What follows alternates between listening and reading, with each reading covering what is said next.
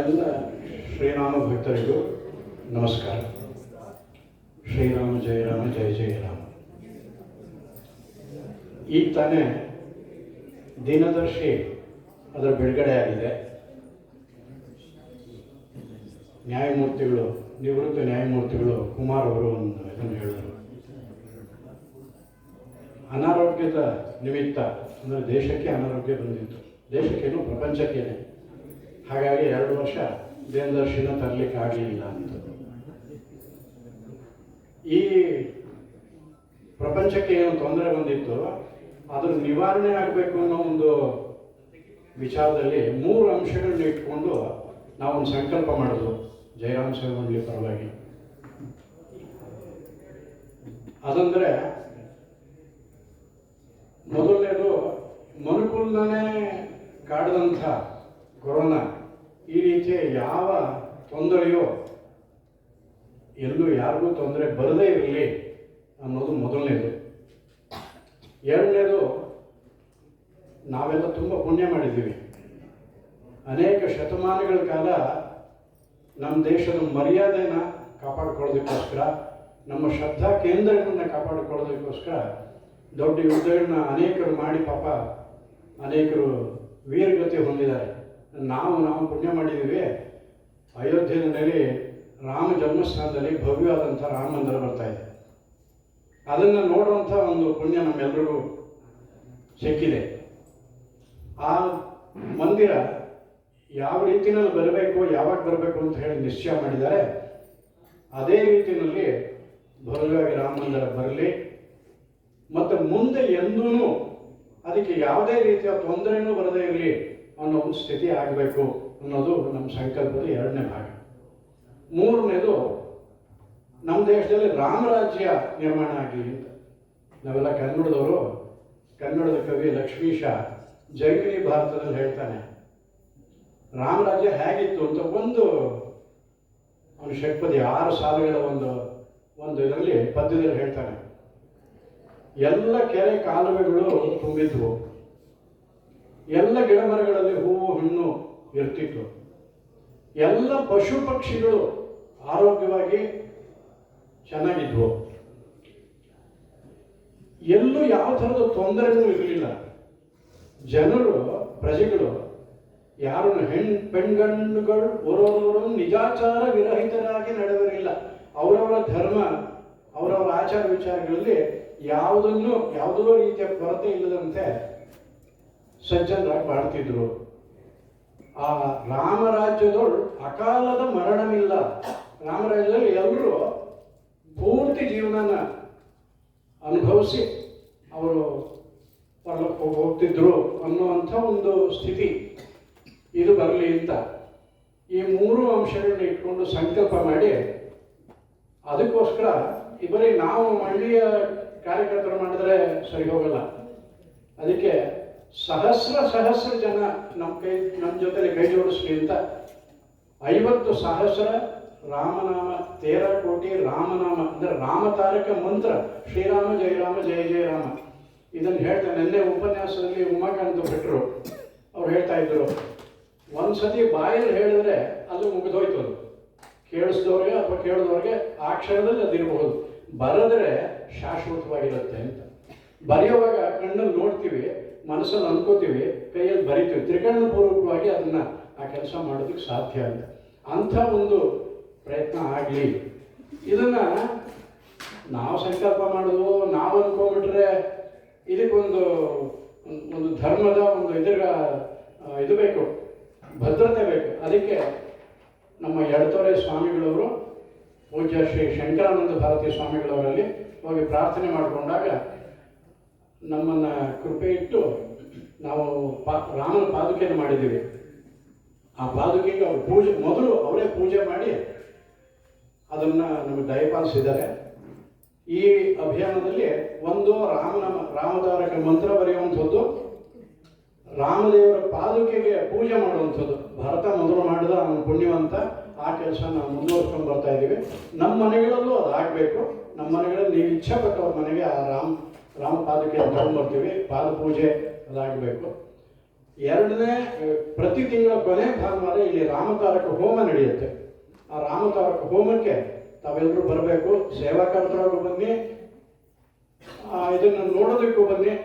ಈ ರೀತಿ ಈ ಎಲ್ಲ ಕಾರ್ಯಕ್ರಮಗಳಲ್ಲಿ ತಾವೆಲ್ಲರೂ ಭಾಗಿಗಳಾಗಬೇಕು ಅಂತ ನಿಮ್ಮಲ್ಲಿ ಕೇಳ್ಕೊಳ್ತೀನಿ. ಮತ್ತೆ ಈ ಉಪನ್ಯಾಸಗಳು, ಭಜನೆಗಳು, ಈ ರೀತಿ ಕಾರ್ಯಕ್ರಮಗಳನ್ನು ನಾವು ಹಮ್ಮಿಕೊಂಡಿದ್ದೀವಿ. ಕಳೆದ ತಿಂಗಳು 6 ಉಪನ್ಯಾಸಗಳು ನಡೆದವು. ಈ ತಿಂಗಳಿಗೆ 8 ಉಪನ್ಯಾಸಗಳು. ಇವತ್ತು 6ನೇ ಉಪನ್ಯಾಸದ ಕಾರ್ಯಕ್ರಮಕ್ಕೆ ನಾವೆಲ್ಲ ಬಂದಿದ್ದೀವಿ. ಈ ಉಪನ್ಯಾಸ, ಇವತ್ತಿನ ಉಪನ್ಯಾಸದ ವಿಷಯ ಸುಂದರಕಾಂಡ. ಇದನ್ನು ನಡೆಸ್ಕೊಡೋದಕ್ಕೋಸ್ಕರ ನಮ್ಮವರೇ ಆದಂಥ ಶ್ರೀಯುತ A.V. ಪುರಂದರ್ ಶರ್ಮರು ದಯಮಾಡಿಸಿದ್ದಾರೆ. ಹಿಂದೂಸ್ತಾನ್ ಏರೋನಾಟಿಕ್ಸ್ ಲಿಮಿಟೆಡ್ HAL ಅಲ್ಲಿ ದೊಡ್ಡ ಅಧಿಕಾರಿಯಾಗಿ ನಿವೃತ್ತರಾಗಿದ್ದಾರೆ. ಅದು ಅವರ ಜೀವನಕ್ಕೋಸ್ಕರ ಅದು. ಆದರೆ ವೃತ್ತಿನಲ್ಲಿ ಇದರಲ್ಲಿ ಬಹಳ ಸಂಸ್ಕೃತರು, ಧಾರ್ಮಿಕ ಸಂಸ್ಥೆಗಳಲ್ಲಿ ತೊಡಗಿಸ್ಕೊಂಡಿರುವಂಥವರು. ಚಿನ್ಮಯ ಮಿಷನ್ನಿನ ಬೆಂಗಳೂರು ಶಾಖೆಯಲ್ಲಿ ಅವರು ಬಹಳ ಸಕ್ರಿಯವಾದಂಥ ಪಾತ್ರವನ್ನು ವಹಿಸಿದ್ದಾರೆ. ಶಂಕರ ಕೃಪ, ಜೈನರು ಶಂಕರ ಕೃಪ, ಚಾಮರಾಜಪೇಟೆಯ ಶ್ರೀ ರಾಮ ಮಂದಿರ, ಸಜ್ಜನರಾವ್ ಸರ್ಕಲ್ ಇರುವಂಥ ಶ್ರೀ ಸುಬ್ರಹ್ಮಣ್ಯ ದೇವಸ್ಥಾನ, ಇಲ್ಲಿ ಇವರು ಸಕ್ರಿಯವಾದಂಥ ಪಾತ್ರವನ್ನು ವಹಿಸಿದ್ದಾರೆ. ಅಷ್ಟೇ ಅಲ್ಲ, ನಮ್ಮ ಜಯರಾಮ್ ಸೇವಾ ಮಂಡಳಿನಲ್ಲಿ ಕೂಡ ಅವರು ನಮ್ಮ ಒಬ್ಬ ಕಾರ್ಯಕರ್ತರಾಗಿ ನಮ್ಮೆಲ್ಲರ ಜೊತೆ ಒಳಗೆ ನಮಗೆ ಬಹಳ ಸಹಕಾರ ಕೊಟ್ಟಿರುವಂಥ ಪುಣ್ಯಾತ್ಮರು. ಒಂದ್ಸತಿ ಇವರು ವಿಷ್ಣು ಸಹಸ್ರನಾಮದ ಬಗ್ಗೆ ಒಂದು ಉಪನ್ಯಾಸ ಮಾಡಿದ್ದನ್ನು, ಸಣ್ಣದು, ಅದರ ಉಪನ್ಯಾಸ ಅದನ್ನು ಕೇಳಿ ನನಗೆ ಬಹಳ ಅದನ್ನು ನೆನಪು ಬಂತು. ಬಹಳ ಚೆನ್ನಾಗಿ ಅದನ್ನು ಯಾರು ಕೇಳೋದಕ್ಕೆ ಬಂದಿರ್ತಾರೆ ಅವರು ಮನಮುಟ್ಟೋ ಆ ರೀತಿಯಲ್ಲಿ ಅದನ್ನು ತಿಳಿಸುವಂಥ ಶಕ್ತಿ ಇರುವಂಥ ರಾಮ ಭಕ್ತರು. ಜಯರಾಮ್ ಸೇವಾ ಮಂಡಳಿಯ ತೇರಾಕೋಟಿ ಶ್ರೀ ರಾಮನಾಮ ಈ ಲೇಖನ ಯಜ್ಞ ಏನಿದೆ ಅದು, ಮತ್ತು ನಮ್ಮ ಮಂಡಳಿ ಪರವಾಗಿ ಅವರಿಗೆ ಇವತ್ತು ಉಪನ್ಯಾಸವನ್ನು ನಡೆಸ್ಕೊಡ್ಬೇಕು ಅಂತ ಹೇಳಿ ನಿಮ್ಮೆಲ್ಲರ ಪರವಾಗಿ ಗೌರವಪೂರ್ವಕ ಕೇಳ್ಕೊಳ್ತೀನಿ.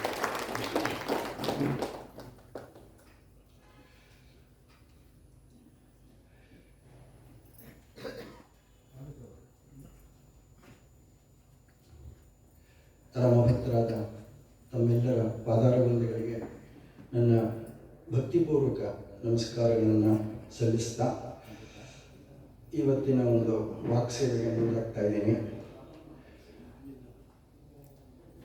ಪರತತ್ವವನ್ನು ಬಲ್ಲ ಪಂಡಿತನು ನಾನಲ್ಲ, ರಾಮನಾಮ ಒಂದೊಳಿದು ನನಗೇನು ತಿಳಿದಿಲ್ಲ. ನನ್ನ ಬಯೋಡೇಟಾ ಅದು. ಅದರಿಂದ ಭಗವಂತ ನನಗೆ ಯಥಾಶಕ್ತಿ ತಾಂತಿ ಯಾವ ಸಂತೋಷವನ್ನು ಕೊಟ್ಟಿದ್ದಾನೋ ಅದನ್ನು ನಿಮ್ಮ ಮುಂದೆ ಪಾಠ ಒಪ್ಪಿಸೋದಕ್ಕೆ ಒಂದು ಪ್ರಯತ್ನ ಮಾಡ್ತೀನಿ. ನಿಮ್ಮೆಲ್ಲರ ಆಶೀರ್ವಾದದಿಂದ ಅದು ಚೆನ್ನಾಗಿ ಮೂಡಿ ಬರಲಿ, ಭಗವಂತನ ಕೃಪೆ ಇರಲಿ ಅಂತ ಕೇಳ್ತಾ ಮುಂದಾಗ್ತೇನೆ. ಗುರುಂ ಗಣಪತಿಂ ದುರ್ಗಾಂ ಭಾಸ್ಕರಂ ಶಿವಮಚ್ಯುತಂ ಬ್ರಹ್ಮಾಣಂ ಗಿರಿಜಾಂ ಲಕ್ಷ್ಮೀಂ ವಾಣೀಂ ವಂದೇ ವಿಭೂತಯೇ ಕೂಜಂತಂ ರಾಮ ರಾಮೇತಿ ಮಧುರಂ ಮಧುರಾಕ್ಷರಂ ಆರೋಗ್ಯ ಕವಿತಾಶಾಖಂ ವಂದೇ ವಾಲ್ಮೀಕಿ ಕೋಕಿಲಂ. ರಾಮ ಏವ ಪರಂ ಬ್ರಹ್ಮ, ರಾಮ ಏವ ಪರಂ ತಪಃ, ರಾಮ ಏವ ಪರಂ ತತ್ವಂ, ಶ್ರೀರಾಮೋ ಬ್ರಹ್ಮತಾರಕಂ ಅಂಜನಾನಂದನಂ ವೀರಂ ಜಾನಕೀ ಶೋಕನಾಶನಂ ಕಪೀಶಮಕ್ಷಹಂತಾರಂ ವಂದೇ ಲಂಕಾಭಯಂಕರಂ. ಸುಂದರೇ ಸುಂದರೋ ರಾಮಃ, ಸುಂದರೇ ಸುಂದರ ಕಪಿಃ, ಸುಂದರೇ ಸುಂದರೀ ಸೀತಾ, ಸುಂದರೇ ಕಿಂ ನ ಸುಂದರಂ. ರಾಮಾಯಣ ಇತಿಹಾಸವೂ ಹೌದು, ಮೌಲ್ಯಗಳನ್ನು ಮೈಗೂಡಿಸಿಕೊಳ್ಳುವಂತಹ ಶಿಕ್ಷಣವೂ ಹೌದು. ನಮ್ಮ ದೇಶದ 2 ನಂದಾದೀಪ ಇಡೀ ಜಗತ್ತಿಗೆ ಜ್ಞಾನವನ್ನು ಕೊಟ್ಟಿದೆ, ರಾಮಾಯಣ ಮಹಾಭಾರತ.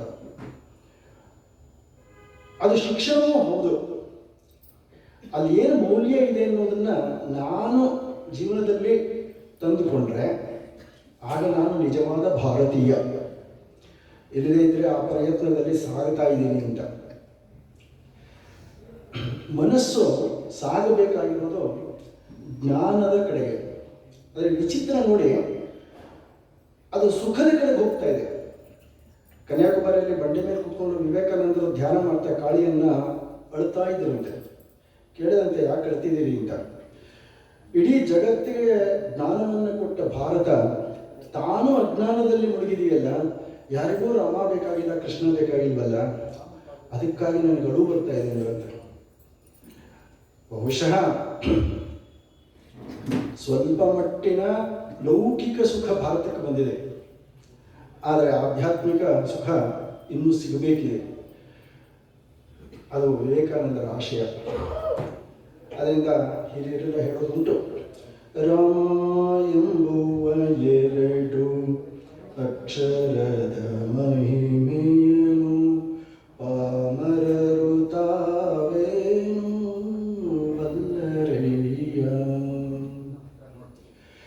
ಚರಿತಂ ರಘುನಾಥಸ್ಯ ಶತಕೋಟಿ ಪ್ರವಿಸ್ತಂ ಏಕೈಕಮಕ್ಷರಂ ಪುಂಸಂ ಮಹಾಪಾತಕನಾಶನಂ. ಎರಡಕ್ಷರ ಅಂತ ಅಷ್ಟೇ, ಆದರೆ ಒಂದಕ್ಷರವನ್ನು ನೀವು ತಿಳಿದರೂ ಸಾಕು, ಮಹಾಪಾತಕದಿಂದ ಪಾರಾಗಬಹುದು ಅಂತ ವಾಲ್ಮೀಕಿ ಮಹರ್ಷಿಗಳು ಹೇಳಿರೋದು. ಯಾವುದು ಎರಡಕ್ಷರ?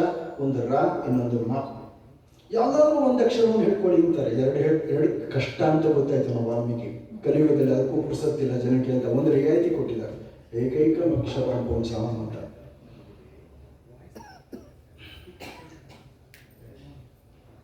ಅದರಿಂದ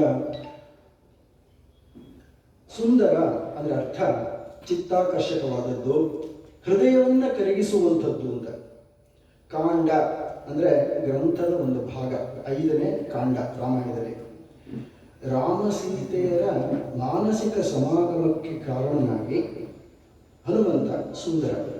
ಹಾಗೆ ತನ್ನ ವ್ಯಕ್ತಿತ್ವದಿಂದ ರಾಮನ ಎತ್ತರಕ್ಕೆ ಬೆಳೆದ ಒಬ್ಬನೇ ಮಹನೀಯ ಹನುಮಂತ ಸುಂದರ. ರಾಮ ಸುಂದರ, ಪುಂಸಾಂ ಮೋಹನ ರೂಪ ಎಂದರು. ವಿಶ್ವಾಮಿತ್ರರ ಆಶ್ರಮದಲ್ಲಿದ್ದಾಗ ರಾಮ ಮಲಗಿದ್ದಂತೆ. ಬೆಳಗಿನ ಜಾವ ಏಳಿಸ್ಬೇಕು, ತುಂಬ ಚೆಲುವು. ರಾಮನದು ಯೋಗನಿದ್ರೆ ಏಳಿಸೋದಕ್ಕೆ ಮನಸ್ಸಾಗ್ತಾ ಇಲ್ವಂತೆ. ಸಂಧ್ಯಾ ಮನೆಗೆ ತಡಾಗ್ತಾ ಇದೆ, ಆದರೆ ಏಳಿಸೋದಕ್ಕೆ ಮನಸ್ಸಾಗ್ತಾ ಇಲ್ಲ. ಯಾಕೆಂದರೆ ಆ ಚೆಲುವಿನಲ್ಲಿ ಅವರ ಮನಸ್ಸು ಮಗ್ನವಾಯ್ತಂತೆ. ಸುಪ್ರಭಾತವನ್ನು ಕೊಟ್ಟರು ಜಗತ್ತಿಗೆ. ಕೌಸಲ್ಯ ಸುಪ್ರಜಾ ರಾಮ ಪೂರ್ವ ಸಂಧ್ಯಾ ಪ್ರವರ್ತತೆ ಉತ್ತಿಷ್ಠ ನರಶಾರ್ದೂಲ ಕರ್ತವ್ಯಂ ದೈವಮಾನ್ಹಿಕಂ. ಆ ರಾಮನ ಚೆಲುವನ್ನ, ಸೌಂದರ್ಯವನ್ನ ಕಂಡು ಜಗತ್ತಿಗೆ ಸುಪ್ರಭಾತವನ್ನು ಕೊಟ್ಟವರು ವಿಶ್ವಾಮಿತ್ರ ಮಹರ್ಷಿ. ಅಂಥ ಚೆಲುವು ಹನುಮಂತ ಸುಂದರ. ವಾಲ್ಮೀಕಿಗಳೇ ಹೇಳ್ತಾರೆ, ಕಾಂಚನಾದ್ರಿ ಕಮನೀಯ ವಿಗ್ರಹ. ಅವನು ಎದುರೇ ನಿಂತರೆ ಒಂದು ಬಂಗಾರದ ಬೆಟ್ಟ ನಿಂತ ಹಾಗೆ, ಸೂರ್ಯನಂತಹ ತೇಜಸ್ಸು. ಆದ್ದರಿಂದ ಅವನು ಸುಂದರ. ಸುಂದರಿ ಸೀತಾ. ಸೃಷ್ಟಿಯ ಸೌಂದರ್ಯವೆಲ್ಲ ಒಟ್ಟಾಗಿ ಎಲ್ಲಿ ಸೇರಿದೆ ಅಂದರೆ ಸೀತೆಯಲ್ಲಿ ಸೇರಿದೆ ಅಂತ. ಆದ್ದರಿಂದ ಆಕೆ ಸುಂದರಿ ಅಂತ. ಸರ್ವಮಂಗಳ ಸ್ವರೂಪಿಣಿ, ಶಕ್ತಿ ಸ್ವರೂಪಿಣಿ. ವಾಲ್ಮೀಕಿಗಳು ಸವಾಲ್ ಹಾಕ್ತಾರೆ, ಸುಂದರ ಕಾಂಡದಲ್ಲಿ ಸುಂದರವಲ್ಲದ್ದು ಯಾವುದು ಅಂತ ಹೇಳು ಅಂತ. ಎಲ್ಲ ತಿಳ್ಕೊಳ್ತಾರೆ. ಆ ಸುಂದರ ಕಾಂಡ ಓದಿದ್ರೆ ಅದು ದುಃಖಕ್ಕೆ ಸಂಬಂಧಿಸಿದ್ದು ಅಂತ. ಆದರೆ ಅಲ್ಲಿರುವ ವೇದಾಂತ ತತ್ವ ಮೌಲ್ಯ ವಿಚಾರಗಳು ನಮಗೆ ಬೇಕಾದದ್ದನ್ನು ಅರಗಿಸ್ಕೊಂಡ್ರೆ ಅದು ಎಷ್ಟು ಸುಂದರ ಅನ್ನೋದು ಗೊತ್ತಾಗುತ್ತೆ. ಅದರ ಬಗ್ಗೆ ಗಮನ ಹರಿಸೋಣ. ಒಂದು ಹಾಡಿದೆ ದಾಸದ್ದು, ಸಂಜೀವರಾಯನ ಸ್ಮರಣೆ ಮಾಡಿದ ಬಳಿಕ ಅಂಜಿಕೆನ್ನೇತ ಕೈಯ. ಸುಂದರಕಾಂಡ ಎರಡು ಅರ್ಥ ಕೊಡುತ್ತೆ. ಒಂದು ಸಂಜೀವನ, ಇನ್ನೊಂದು ಸಂಜೀವಿನಿ. ಸಂಜೀವನ ಅನ್ನೋದು ಔಷಧಿ, ಸಂಜೀವಿನಿ ಅಂದರೆ ವಿದ್ಯೆ. ಹೇಗೆ ಔಷಧಿ ಆಯಿತು ಸುಂದರಕಾಂಡ ಅಂದರೆ, ಔಷಧಿ ಯಾವುದಕ್ಕೆ ಅಂದರೆ ಪ್ರಾಣಧಾರಣೆಗೆ ಬೇಕಾದ ಔಷಧಿ ಸಂಜೀವನ. ಸೀತೆ ಕ್ಷೇಮದಿಂದ ಇದ್ದಾಳೆ, ನಿನ್ನನ್ನೇ ಯೋಚನೆ ಮಾಡ್ತಾ ನಿನ್ನಲ್ಲೇ ಮನಸ್ಸನ್ನಿಟ್ಟಿದ್ದಾಳೆ ಅಂತ ಯಾವಾಗ ಹನುಮಂತ ಹೇಳಿದ್ನೋ ಆಗ ರಾಮನಿಗೆ ಹೋದ ಜೀವ ಬಂದಂತಾಯ್ತು. ಹಾಗಾಗಿ ಇದು ಸಂಜೀವನ. ಹನುಮಂತ ರಾಮನಿಗೆ ಸಂಜೀವನದ ಕಥೆ ಕೊಟ್ಟದ್ದು ಸುಂದರ. ಇದು ಸಂಜೀವಿನಿ ಅನ್ನೋದು ವಿದ್ಯೆ. ಯಾವ ವಿದ್ಯೆ? ಸತ್ತವರನ್ನು ಬದುಕಿಸುವ ವಿದ್ಯೆ. ನೋಡಿ ಹೇಗಿದೆ ಅಂದ್ರೆ, ಸೀತೆ ಅಶೋಕವನದಲ್ಲಿದ್ದಾಗ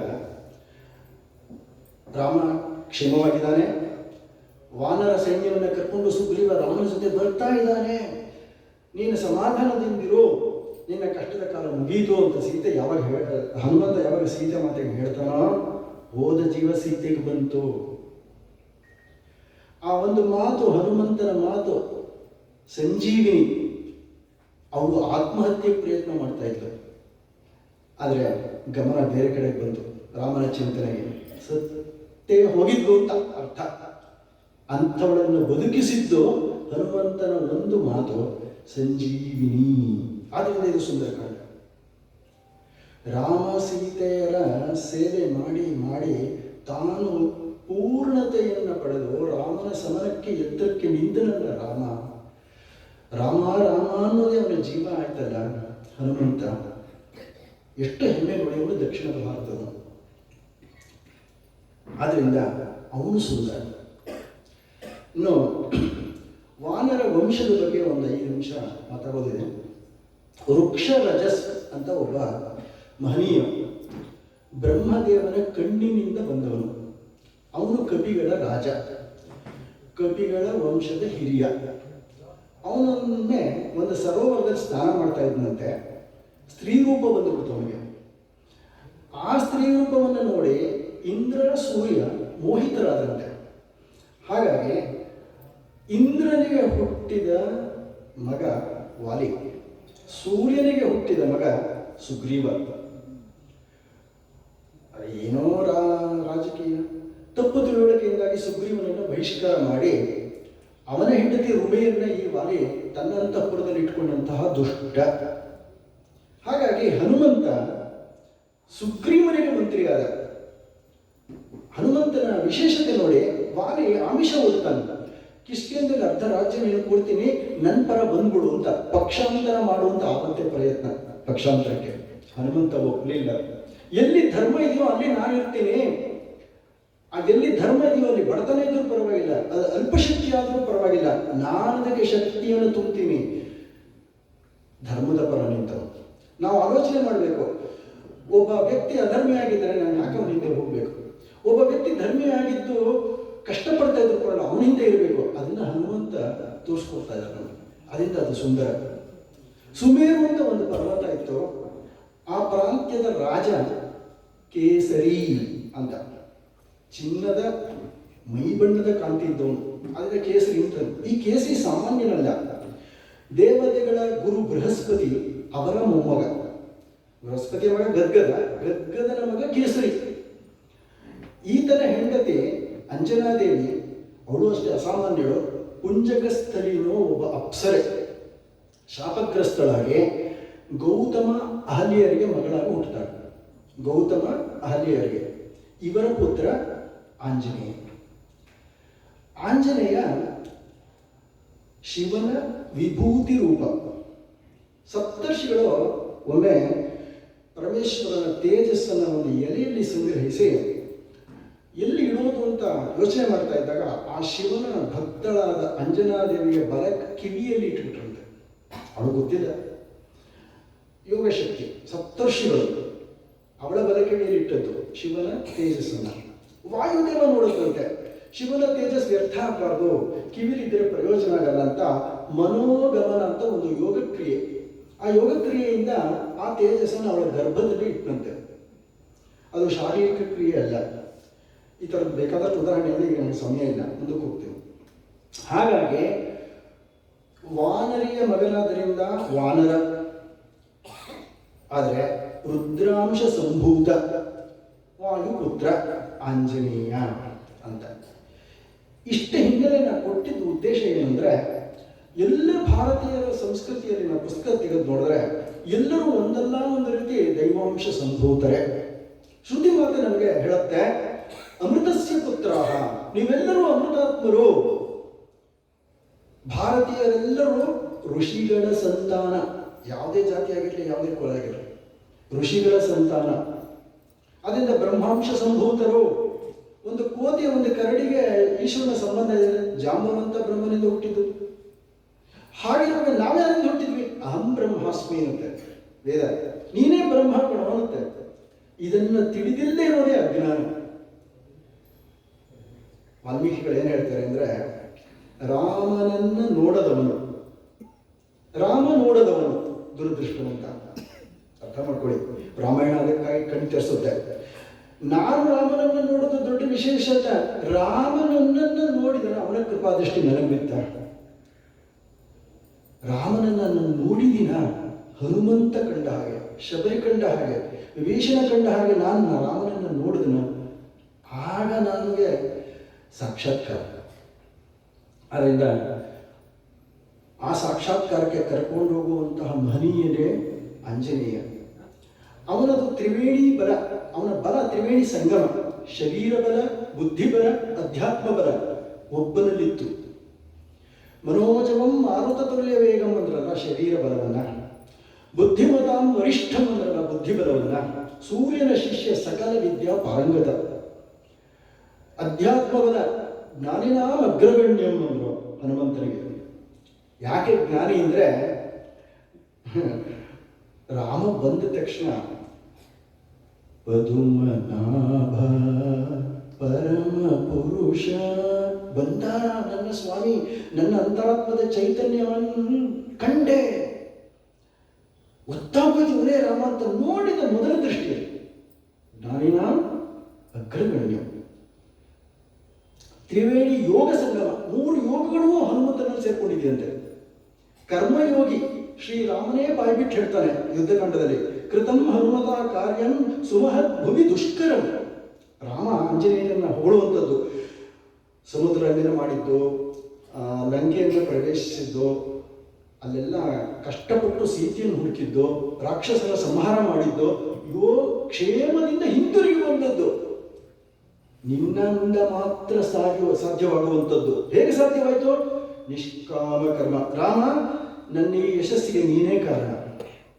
ರಾಮನಿಗೆ ಕೊಡ್ತಾನೆ ಯಶಸ್ಸಿನ ಕೀರ್ತಿಯನ್ನು. ನಿಷ್ಕಾಮ, ಫಲಾಪೇಕ್ಷೆ ಇಲ್ಲ, ಕರ್ಮಯೋಗಿ. ಇನ್ನು ಅವನು ಭಕ್ತಿಯೋಗಿಯೂ ಹೌದು. ಹೇಗೆ ಅಂತಂದ್ರೆ ರೋಮ ರೋಮವೂ ಅವನಲ್ಲಿ ರಾಮ ರಾಮ ಅಂತಿತ್ತಂತೆ. ಮಹಾಭಾರತದ ಒಂದು ಕತೆ. ರಾಜಸೂಯಾಗ ಮಾಡಬೇಕಾಗಿತ್ತು ಯುಧಿಷ್ಠಿರ. ಯಾರು ಪೌರೋಹಿತ್ಯ, ಪ್ರಧಾನ ಪೌರೋಹಿತ್ಯ ಯಾರಿಗೆ? ಬಕಲಾಬ್ಜರನ್ನು ಕರೆಸಿ ಅಂತ ಕೃಷ್ಣ ಹೇಳಿದ. ಕರೆಸೋದು ಅಷ್ಟು ಈಸಿ ಇರಲಿಲ್ಲ, ಸುಲಭ ಅಲ್ಲ. ಅವರು ಹಿಮಾಲಯದಲ್ಲಿ ತಪಸ್ಸಲ್ಲಿದ್ದವರು. ಅವ್ರನ್ನ ತಪಸ್ಸನ್ನು ನಿಲ್ಲಿಸಿ ಕರ್ಕೊಂಡು ಬರಬೇಕು. ಯಾರು ಹೋಗ್ಬೇಕು? ಭೀಮ ಹೋಗಿ ಅಂತ ತೀರ್ಮಾನ ಆಯಿತು. ಕೃಷ್ಣನೂ ಹೇಳ್ದ ಹೋಗಿ ಕರ್ಕೊಂಡು ಬಾ ಅಂತ. ಜಾಗ ಎಲ್ಲ ಹೇಳ್ದ ಇಂಥ ಕಡೆ ಇಂದ ಕರ್ಕೊಂಡ್ ಅಂತ. ಕರ್ಕೊಂಡು ಬರೋದು ಅಷ್ಟು ಸುಲಭ ಅಲ್ಲ. ಹನುಮಂತ ಭೇಟಿಯಾದ ಭೀಮನನ್ನ.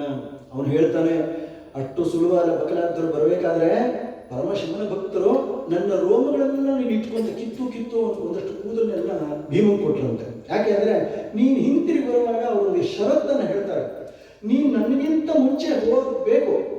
ಒಂದು ವೇಳೆ ನಾನು ನಿನ್ನನ್ನು ಹಿಂದಕ್ಕೆ ಹಾಕಿದ್ರೆ ಅಲ್ಲಿಂದ ಮುಂದಕ್ಕೆ ನಾನು ಬರಲ್ಲ. ಅಂಥ ಸಂದರ್ಭ ಬಂದಾಗ ಪ್ರತಿ ಸರ್ತಿ ಒಂದೊಂದು ರೋಮವನ್ನು ನೆಲಕ್ಕೆ ಹಾಕುವಲ್ಲಿ ಶಿವಲಿಂಗಗಳು ಉದ್ಭವ ಆಗುತ್ತೆ. ಅವರು ಶಿವನ ಪೂಜೆ ಮಾಡ್ತಾ ಇರ್ತಾರೆ, ನೀನು ಬೇಗ ಮುಂದಕ್ಕೆ ಹೋಗ್ತಾರೆ.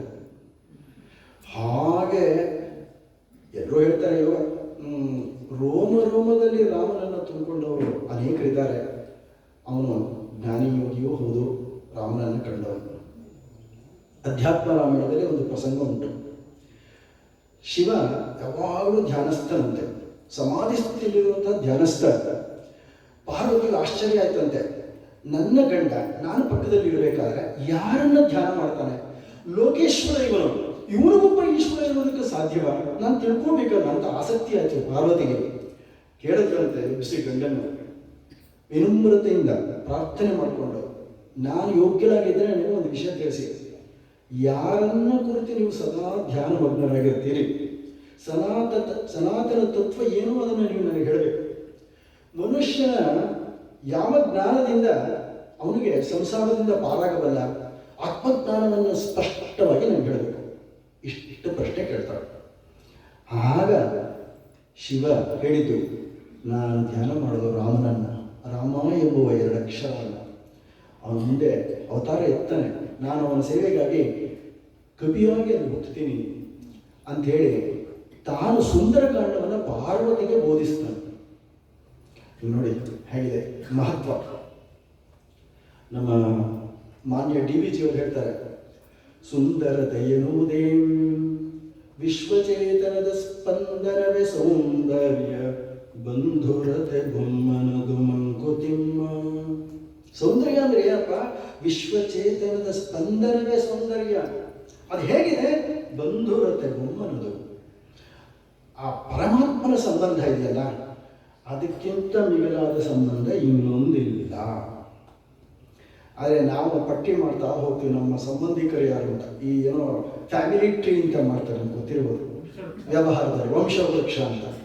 ಭಗವಂತನ ಹೆಸರು ಬಿಟ್ಬಿಡ್ತಾರ್ರಿ. ಇಲ್ಲ, ಸಂಬಂಧ ಕಳ್ಕೊಂಡ್ಬಿಟ್ಟಿದ್ದೀವಿ ನಾವು. ಅದನ್ನು ಹೇಳ್ತಾ ಇದ್ದಾರೆ DVG, ತಪ್ಪು. ಬಂಧುರಂತೆ ಬೊಮ್ಮನದು. ಇನ್ನೆಲ್ಲ ಸುಳ್ಳಾದ ಸಂಬಂಧ. ನಿಜವಾದ ಸಂಬಂಧ ಒಂದೇ. ರಾಮ ಹುಡ್ಕೊಂಡು ಬಂದಿದ್ದು ಸುಗ್ರೀವನನ್ನು. ಹನುಮಂತನ ಹುಡ್ಕೊಂಡು ಬರಲಿಲ್ಲ ಅವನು, ಸುಗ್ರೀವ ಬೇಕು ಅಂತ ಹುಡ್ಕೊಂಡು ಬಂದಿದ್ದು. ಮೊಟ್ಟ ಮೊದಲು ರಾಮನನ್ನು ನೋಡಿದ್ದು ಸುಗ್ರೀವನಿಗೆ. ಸುಗ್ರೀವನಿಗೆ ಗೊತ್ತಾಗಲಿಲ್ಲ. ಹನುಮ ಹನುಮ ಅಂತ ಕೂತ್ಕೊಂಡ. ಹನುಮಂತದ ಏನು ವಿಷಯ? ಯಾರೋ ಬಂದ್ಬಿಟ್ಟಿದ್ದಾರೆ ವಾಲಿ ಕಡೆಯವರು, ಧನುರ್ಧಾರಿಗಳು. ಓಹೋ, ನನ್ನನ್ನು ಕೊಲ್ಲೋಕ್ಕೆ ಬಂದಿದ್ದಾರೆ, ಹೋಗಿ ವಿಚಾರಿಸ. ಅದಕ್ಕೆ ಹೇಳ್ತಾರೆ DVG, ಸಾಮಾನ್ಯ ರೂಪದಲ್ಲಿ ಸಂಸಾರಿ ವೇಷದಲ್ಲಿ ಸ್ವಾಮಿ ನಿನ್ನೆಡೆಗೆ ಬರಬಹುದು ವರ ನೀಡಿ, ಮಹಿಮೆ ಕಂಬೊಡೆ ನಿನಗೆ ಸಂಸ್ಕಾರ ಇರಬೇಕು, ತಾಮಸಿಗೆ ವರವೆಲ್ಲಿ ಮಂಕುತಿಮ್ಮ. ನಾವೆಲ್ಲ ತಾಮಸಿಗರು, ನಾವೆಲ್ಲ ದೇವರ ಮಕ್ಕಳು. ನಮ್ಗೆ ಗೊತ್ತಾಗಲ್ಲ. ಅನೇಕ ಸರ್ತಿ ಭಗವಂತ ಬಂದು ಅವನು ಮಾತಾಡ್ಸ್ಕೊಂಡು ಹೋಗ್ತಾನೆ. ನಾವು ಮಕ್ಕಳು, ನಮಗವನು ಬೇಡದೇ ಇರ್ಬೋದು, ಆದರೆ ಅವನಿಗೆ ಅವನ ಮಕ್ಕಳು ಬೇಕು. ಆದರೆ ಯಾವ ರೂಪದಲ್ಲಿ ಬಂದ, ಹೇಗೆ ಮಾತಾಡ್ಸ ಗೊತ್ತಾಗಲ್ಲ. ಎಷ್ಟೋ ಸರ್ತಿ ಕಷ್ಟಗಳು ಕೇಳಿದಾಗ ಹೇಳ್ತಾರೆ, ಯಾರೋ ಬಂದಿದ್ರು ದೇವರ ಹಾಗೆ ಸಹಾಯ ಮಾಡಿದ್ರು. ಆ ದೇವರ ಹಾಗೆ ಸಹಾಯ ಮಾಡಕ್ಕೆ ಬಂದಿದ್ರು ದೇವರೇ, ಗೊತ್ತಾಗಲ್ಲ. ಸೌಂದರ್ಯದ ಆಸ್ವಾದನೆ ಅದಕ್ಕೆ ಮೂಲ ಯಾರು ಅಂದರೆ ಭಗವಂತ ಶ್ರೀರಾಮ. ಕಾಣದ ಚೈತನ್ಯ ಇದೆಯಲ್ಲ, ಅದರಲ್ಲಿ ಬಂಧುತ್ವವನ್ನು ಕಾಣುವಂಥದ್ದೇ ಸೌಂದರ್ಯ. ಚೈತನ್ಯ ಕಾಣೋದಿಲ್ಲ, ಆದರೆ ಬಂಧುತ್ವ ಬೊಮ್ಮನದು. ಸರ್ವಂ ರಾಮಮಯಂ ರೇರೆ, ಎಲ್ಲರ ನಿಜ ಬಂಧು. ಕೇಶದಾಸ್ ಹೇಳ್ತಾರೆ ಚೆನ್ನಾಗಿ, ಅಣುಮಹತ್ತುಗಳೊಳಗೆ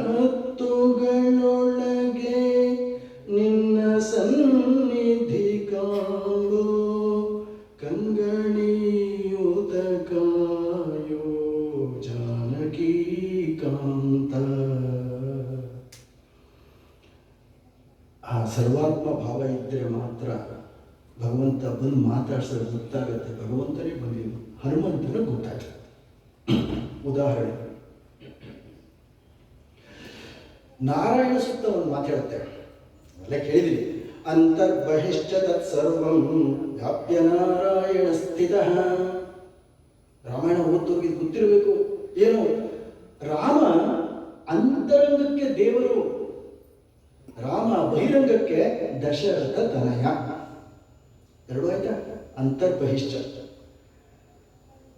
ರಸಸೃಷ್ಟಿ ದಶರಥ ತನಯ ಮಾನವ ರೂಪದಲ್ಲಿದೆ. ಮರ್ಯಾದಾ ಪುರುಷೋತ್ತಮ ದೇವರು. ಎಷ್ಟೋ ಜನ ದೇವರಿದ್ದಾರೆ, ಮರ್ಯಾದಾ ಪುರುಷೋತ್ತಮ ಅಂತ ಕರೆಸ್ಕೊಂಡಿದ್ದ ರಾಮ ಒಬ್ಬನೇ. ಕಲಿಯಬೇಕಾದದ್ದು ಮಾನವನಿಂದ ಅನ್ನೋದು ವಾಲ್ಮೀಕಿಯ ತೀರ್ಮಾನ. ಭಗವಂತನಲ್ಲಿ ಮಾನವತ್ವದ ಆರೋಪ ಮಾಡಿದ್ದು ವಾಲ್ಮೀಕಿ ಮಹರ್ಷಿ. ಆದ್ರಿಂದ ಅದು ದೊಡ್ಡ ಉಪಕಾರ ಜಗತ್ತಿಗೆ. ತುಂಬ ಜನಕ್ಕೆ ದೇವರು ಅಂದರೆ ಭಯ. ಆದರೆ ಒಬ್ಬ ಸಾಮಾನ್ಯ ಮಾನವ ಅಂದರೆ ಸರಿಗೆ ಬಂದುಬಿಡುತ್ತೆ, ಸರಿಗೆ ಬಂದುಬಿಡುತ್ತೆ. ಗೋನಿಗೆ ಬಂತು, ಜಟಾಯುಗೆ ಬಂತು, ಕೋತಿಗಳಿಗೆಲ್ಲ ಬಂತು. ಯಾಕೆ? ಅವನು ಮಾನವ ಅಂತ. ಒಮ್ಮೆ ಭಗವಂತ ಅಂತ ಗೊತ್ತಾಗಿದ್ದಿದ್ರೆ ಆ ಸರಿಗೆ ಪ್ರೀತಿ ಬರ್ತಿತ್ತೋ ಇಲ್ಲೋ. ರಾಮನನ್ನ ಮಾನವ ಅಂತಲೇ ಒಪ್ಕೊಳ್ಳ. ಅದು ವಾಲ್ಮೀಕಿಗಳ ಆಸೆ. ಇನ್ನೀ ಹನುಮ ಬ್ರಹ್ಮಚಾರಿ ಆಗಿದ್ದು ಒಂದು ವಿಶೇಷ. ಸೂರ್ಯನ ಹತ್ರ ಪಾಠ ಕಲ್ತ್ಕೊಂಡು ಬಂದ, ತಾಯಿ ಹತ್ರ ಬಂದ, ನಮಸ್ಕಾರ ಮಾಡಿದ ತಾಯಿಗೆ. ಮಾತೃದೇವೋ ಭವ. ಅಮ್ಮ, ನಾನು ಎಲ್ಲ ವಿದ್ಯಾಪಾರಂಗತನಾಗಿ ಬಂದಿದ್ದೀನಿ, ಮುಂದೆ ನಾನು ಏನು ಮಾಡಲಿ ಹೇಳು. ತಾಯಿಯ ಅಪ್ಪಣೆಯನ್ನು ಕೇಳ್ತಾನೆ. ಹಿಂದೆಲ್ಲ ಹಾಗೆ ತಾಯಿಯನ್ನು ಕೇಳಿ ಮುಂದುವರಿತಾ ಇದ್ರು. ಈಗ ಅಪ್ಪ ಅಮ್ಮನ್ನು ದೂರ ಇಟ್ಟೆಲ್ಲ ಮಾಡ್ಕೋತಾನೆ, ಬೇರೆ ವಿಷಯ. ತಾಯಿಯನ್ನು ಕೇಳ್ದ, ತಾಯಿ ನೀ ಏನು ಮಾಡಬೇಡಪ್ಪ, ನೀ ಸುಮ್ಮನೆ ಇರು. ನೀನಿರೋ ಜಾಗಕ್ಕೆ ಒಬ್ಬ ಮಹನೀಯ ತಾನಾಗಿ ಬರ್ತಾನೆ, ನಿನಗೆ ಗೊತ್ತಾಗುತ್ತೆ ಅವನು ಯಾರು ಅಂತ. ನೀನು ಅವನ ಸೇವೆಯನ್ನು ಮಾಡ್ತಾ ನಿನ್ನ ಜನ್ಮವನ್ನು ಕೃತಾರ್ಥ ಮಾಡಿಕೋ. ಜ್ಞಾನ ದೃಷ್ಟಿಯಿಂದ ಹೇಳಿದ್ದು ಅಂಜನಾ ಮಾತು. ಅದರಿಂದ ಆ ರಾಮ ಬಂದಾಗ ಹನುಮಂತನ ಗೊತ್ತಾಯ್ತು ಇವನು ನನ್ನ ಸ್ವಾಮಿ ಅಂತ. ಹೇಗೆ ಆ ಎರಡು ಭುಜಗಳಲ್ಲಿ ಶಂಕುಚಕ್ರ ಕಾಣಿಸ್ಕೊಳ್ತಂತ ಹನುಮಂತನಿಗೆ. ಆ ಶಂಕುಚಕ್ರದ ದರ್ಶನ ಹನುಮಂತನಿಗಾಯ್ತು. ಇವನು ನನ್ನ ಶತ್ರು ಅನ್ನುವ ದರ್ಶನ ಸುಗ್ರೀವನಿಗಾಯ್ತು. ಹೇಗೆ ನೋಡಿ, ಅದಕ್ಕೆ ಹೇಳಿದ್ದು ಈ ಮನಸ್ಸು ಅನ್ನೋದಿದೆಯಲ್ಲ, ಇದಕ್ಕೆ ಹೆಸರು ಕೋತಿ. ಈ ಮನಸ್ಸು ಯಾವಾಗ ಪ್ರಪಂಚದಿಂದ ಹೋಗುತ್ತೆ ಅದರ ಹೆಸರು ಕೋತಿ. ಅದು ಯಾವಾಗ ರಾಮನಿಗೆ ಶರಣ ಆಗುತ್ತೆ ಅದರ ಹೆಸರೇ ಹನುಮಂತ. ಈಗ ತಂದೆ ಹತ್ರ ಹೋಗಿ ನಮಸ್ಕಾರ ಮಾಡಿದೆ, ಅಪ್ಪ ಆಶೀರ್ವಾದ ಮಾಡು. ನಾನು ಬೇಕಷ್ಟು ಆಶೀರ್ವಾದ ಮಾಡಿದ್ದೀನಿ ಬರೋ. ಲೋಕದಲ್ಲಿರೋ ಎಲ್ಲ ಸುಂದರಿಯರು ನಿನ್ನನ್ನು ಮದುವೆ ಮಾಡ್ಕೋಬೇಕು ಅಂತ ಆಸೆ. ಮೋಸ್ಟ್ ಎಲಿಜಿಬಲ್ ಬ್ಯಾಚುಲರ್, ಬಾ ಆಯ್ಕೆ ಮಾಡ್ಕೊ ಅಂತ ಕರ್ಕೊಂಡ. ಅವನು ನಗ್ತಾ ಹೇಳ್ದ, ಅಪ್ಪ ಸ್ವಲ್ಪ ತಾಳು, ಅಮ್ಮ ಈಗ ತಾನು ಹೇಳಿದ್ಲು ನೀ ಮದುವೆ ಮಾಡ್ಕೋಬೇಡ. ಅವನಿಗಷ್ಟ ಒಬ್ಬನೇ ಮಗ ಮದುವೆ ಮಾಡ್ಕೋಬೇಡ ಅಂತಾರಲ್ಲ, ಬಾ ಕರ್ಕೊಂಡು ಬಂದ. ಏನ್ ನೀನು ಒಬ್ಬ ಮಗನ ಮದುವೆ ಮಾಡ್ಕೋಬೇಡ ಅಂತ ಹೇಳಿದೆ ಅಂತೆ, ನೀನೇ ಎಲ್ಲ ತರಿಸಿದ್ದು ಎಲ್ಲ ಅಪ್ಸರ ಫೋಟೋನ, ಎಲ್ಲ ರೂಪದಲ್ಲಿ ದೇವರು ಬಂದರು ಚೆನ್ನಾಗಿ ಎಲ್ಲ ಸುಂದರಸ್ತಿದ್ರು. ತಾಯಿ ಹೇಳಿದ್ರಿಂದ ನಾನು ಹೇಳಿಲ್ವಲ್ಲ ಅಂತ. ಅಮ್ಮ ಜ್ಞಾಪಕ ಮಾಡ್ಕೊಂಡು ನೀನೇನು ಹೇಳಿದೆ, ಏನು ಯಾರೋ ಮನೆಗೆ ಬರ್ತಾನೆ ನೀನು ಅವನ ಸೇವೆ ಮಾಡ್ಕೊಂಡಿರು ಅಂತ ಹೇಳಿದ್ಯೋ ಇಲ್ವಾ? ಹೌದು. ಅದರ ಅರ್ಥ ಮದುವೆ ಮಾಡ್ಕೋಬೇಡ ಅಂತ? ಹೌದು. ಹೇಗೆ ಹೇಗೆ ಅಂದ್ರೆ ನೋಡು, ನಾನು ಮದುವೆ ಆಗ್ಬಿಟ್ರೆ ನನ್ನ ಹೆಂಡತಿ ನನ್ನನ್ನು ಯಜಮಾನ ಅಂತ ಕರೀತಾಳೆ. ಹೋಯ್ತು, ಸೇವಕ ಆದವನಿಗೆ ಇನ್ನೊಬ್ಬ ಯಜಮಾನ ಇರಬಾರ್ದು. ನನ್ನ ಬ್ರಹ್ಮಚಾರಿ, ನನ್ನ ಸ್ವಾಮಿ, ನನ್ನ ಗುರಿ, ನನ್ನ ನಿಶ್ಚಯ ಆಯಿತು. ನಿನ್ನ ಆಶೀರ್ವಾದ ಏನಿದೆ ಅದು ನಾವು ಮದುವೆ ಮಾಡ್ಕೊಳ್ಳೋದು. ಏನು ಭೀಷ್ಮ ಪ್ರತಿಜ್ಞೆ ದೊಡ್ಡದೋ, ಹನುಮಂತನ ಸಂಕಲ್ಪ ದೊಡ್ಡದೋ ಯೋಚನೆ ಮಾಡಿ. ಇಷ್ಟು ಹಿನ್ನೆಲೆ ಹೇಳಬೇಕಾಗಿತ್ತು. ಗಡಿಯಾರ ನೋಡಿದ್ರೆ ನನಗೆ ಹೃದಯ ಸ್ತಂಭನ. ಏನು ಮಾಡಿಲ್ಲ, ಆ ಸುಂದರ ಗಣದಲ್ಲಿ ಪ್ರತಿಯೊಂದು ವಿಚಾರವೂ ಸುಂದರ. ಒಂದು ಕಾಲಗಟ್ಟೆ ನಿಮ್ಮಲ್ಲಿ ಎಕ್ಸ್ಟ್ರಾ ಸಮಯ ಬೇಡ್ಕೊಳ್ತೀನಿ ಈಗಲೇ ತಯಾರಿಗೆ. ನಮಸ್ಕಾರ ಸರ್. ಸುಂದರಕಾಂಡ ಶುರುವಾಗುವುದೇ ಮೊದಲನೇ ಪದ ಶತ್ರುಕರ್ಷಣ ಅಂತ. ಸೋಲರಿಯದವನು, ಶತ್ರುಗಳನ್ನ ಹೊಸಕಿ ಹಾಕುವವನು. ಅಷ್ಟೇ ಅಲ್ಲ, ಶತ್ರುಗಳ ಮನಸ್ಸನ್ನ ಗೆಲ್ಲಬಲ್ಲವನು ಅಂತ. ಉದಾಹರಣೆ ಲಂಕಿಣಿ. ಆ ಲಂಕಿಣಿ ಹನುಮಂತನ ನೋಡಿದ ತಕ್ಷಣ ಹೇಳ್ತಾಳೆ, ಓ ನನ್ನ ನಮಸ್ಕಾರ, ನನ್ನನ್ನು ಕಾಪಾಡು, ನನಗೆ ರಕ್ಷಣೆ ಕೊಡು, ನಿನ್ನ ದರ್ಶನದಿಂದ ನಾನು ಧನ್ಯಳಾದೆ ಅಂತಾಳೆ. ಶತ್ರು ರಾಕ್ಷಸಿ ಲಂಕಿಣಿ. ಆದ್ದರಿಂದ ಶತ್ರುಕರ್ಷಣ ಯಾರೋ ನಮ್ಮ ಹನುಮಂತ. ಈಗ ಅವನನ್ನು ನಾವು ಹಾಗೆ ಪ್ರಾರ್ಥನೆ ಮಾಡಬೇಕು. ಯಾಕೆಂದ್ರೆ ನಮ್ಮಲ್ಲಿ ಶತ್ರುಗಳಿದ್ದಾರೆ, ಕಾಮ ಕ್ರೋಧ ಲೋಭ ಮೋಹ ಮದ ಮತ್ಸರ. ಅದರ ಕರ್ಷಣ, ಅದನ್ನು ಹೊಸಿಗೆ ಹಾಕುವ ಸರ್ವಶಕ್ತ ಯಾರು? ಹನುಮಂತ. ಅವನನ್ನು ಕೇಳ್ಕೊಳ್ಬೇಕು. ಸುಮ್ಮನೆ ಗದೆ ಯಾಕೆ ಇಟ್ಕೊಂಡಿದ್ದೆ, ಚುಚ್ಚುತ್ತಾರೆ ಅಲ್ಲಿ ಒಳಗಡೆ ಕಾಮಕ್ರೋಧ ಶತ್ರುಗಳಿದ್ದಾರೆ. ಈ ಶತ್ರು ಕರ್ಷಣ ಅಲ್ವಾ, ನಿನ್ನನ್ನು ನಂಬ್ಕೊಂಡು ಜೀವನ ಮಾಡ್ತೀನಪ್ಪ, ನನ್ನನ್ನು ಕಾಪಾಡು. ಆ ಹನುಮಂತ ಹೊರಟಾಗ ಒಂದು ಪೂಜಾ ವಿಧಿ, ಒಂದು ಒಳ್ಳೆ ಕಾರ್ಯಕ್ರಮ, ಒಂದು ಪೂಜೆ ಮಾಡಬೇಕು. ಈಗ ಅವನೊಂದು ಪೂಜಾ ವಿಧಿ ಮಾಡ್ತಾನೆ.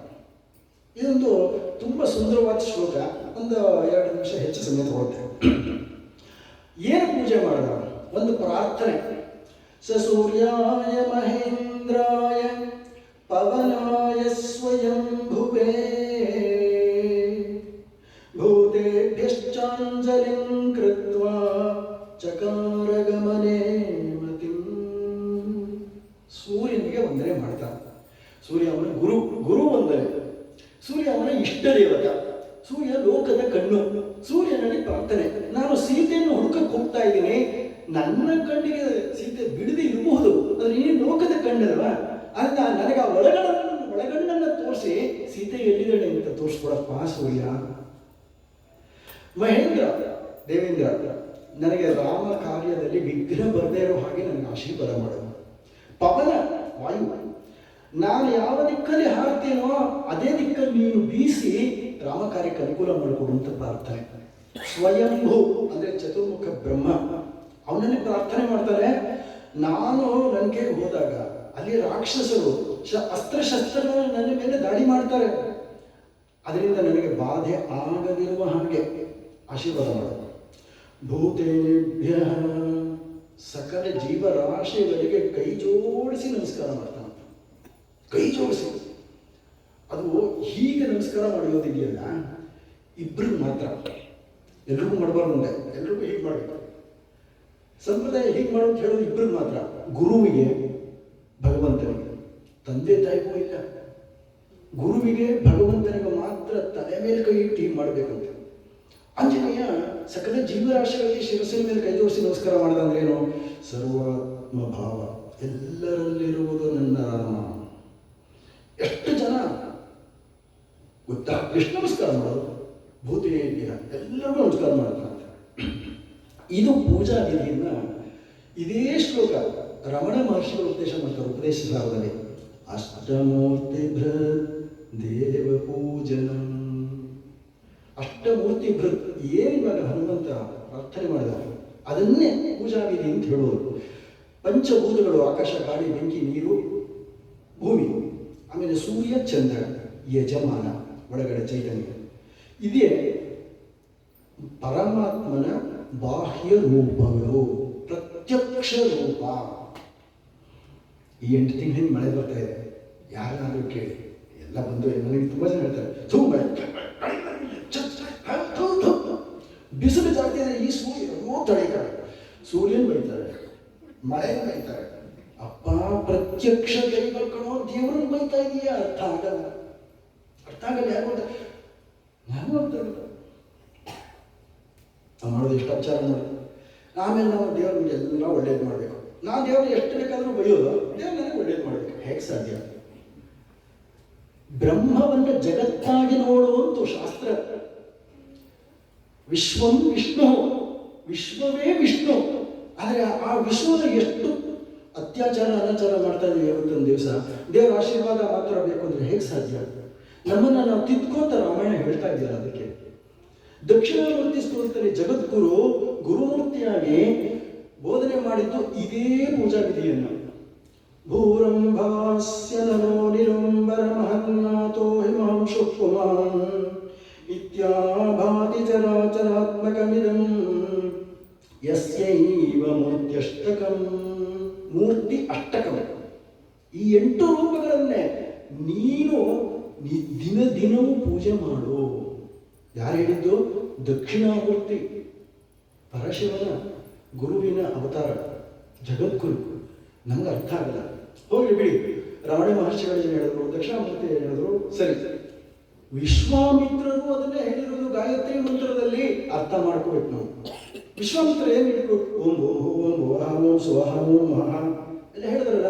ಭೂಹು ಅಂದ್ರೆ ಭೂಮಿಯ ತತ್ವ, ಭುವ ಅಂದ್ರೆ ಜಲತತ್ವ, ಸುವಹ ಅಂದ್ರೆ ಅಗ್ನಿ ತತ್ವ, ಮಹಃ ಅಂದ್ರೆ ವಾಯು ತತ್ವ, ಜನ ಅಂದ್ರೆ ಆಕಾಶ ತತ್ವ, ತಪ ಅಂದ್ರೆ ಮನಸ್ತತ್ವ, ಸತ್ಯಂ ಅಂದ್ರೆ ಸಸ್ವರೂಪ, ತತ್ ಅದು ನೀನು. ಯಾರು? ವಿಶ್ವಾಮಿತ್ರರು ಜಗತ್ತಿಗೆ ಕೊಟ್ಟಿರುವ ಗಾಯತ್ರಿ ಮಂತ್ರದಲ್ಲಿ ಹೇಳಿರುವ ಅಷ್ಟಮೂರ್ತಿ ಬೃಹತ್ ಮೂರ್ತಿ ಅಷ್ಟಕಂ ಹನುಮಂತ ಇದನ್ನೇ ಪೂಜೆ ಮಾಡ್ತಾರೆ. ಇದು ನಿಜವಾದ ಪೂಜಾ ವಿಧಿ. ಏನು ಗಂಧ ಕಡ್ಡಿನೂ ಬಿಟ್ಟಿಲ್ಲ. ಪ್ರತ್ಯಕ್ಷ ದೇವ ಎದುರು ಆಕಾಶ ಇದ್ದಾನೆ, ಸೂರ್ಯ ಇದ್ದಾನೆ. ನಮಸ್ತೆ ಭ್ರಾತ ಆದಿತ್ಯ ಹೇಳೋದಲ್ಲ. ಚಂದ್ರ ದಿನ ಕಾಣಿಸ್ತಾನೆ, ಯಾರು ನಮಸ್ಕಾರ ಮಾಡೋದಿಲ್ಲ. ಸೂರ್ಯ ಚಂದ್ರನೇ ಜಗತ್ತಿನ ಕಣ್ಣು. ವಿಷ್ಣು ಸಹಸ್ರನಾಮ ಓದಿದ್ದು, ಆದರೆ ಒಂದ್ಸರ್ತಿನೂ ಸೂರ್ಯ ಚಂದ್ರನಿಗೆ ನಮಸ್ಕಾರ ಮಾಡೋದು.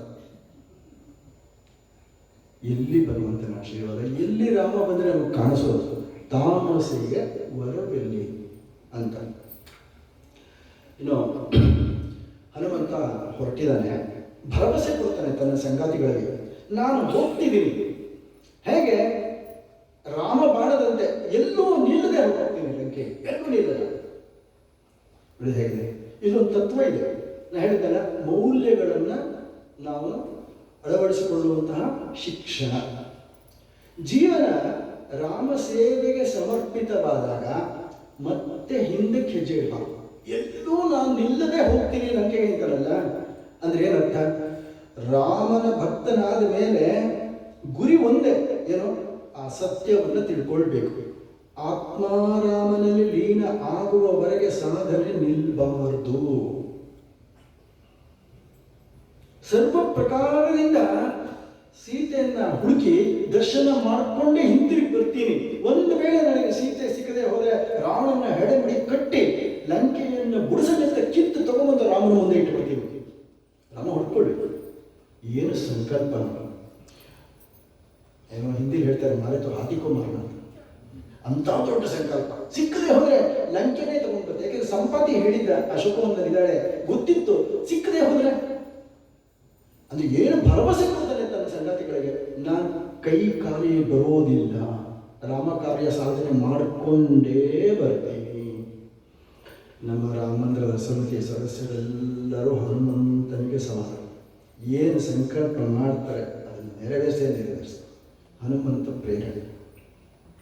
ಹನುಮಂತ ಗುಣಾತೀತ. ಮೈನಾಕ ಅಂತ ಪರ್ವತ ಕೇಳ್ಕೊಳ್ತಾನಂತ, ಯಾರ್ಕೊಂಡು ಹೋಗ್ತಾ ಇದೆಯಾ, ಆಯಾಸ ಆಗುತ್ತೆ, ಸ್ವಲ್ಪ ವಿಶ್ರಾಮ ಮಾಡು, ಕಂದ ಮೂಲಗಳನ್ನು ತಗೊಂಡು ದಣಿವಾರಿಸ್ಕೊಂಡು ಹೋಗು.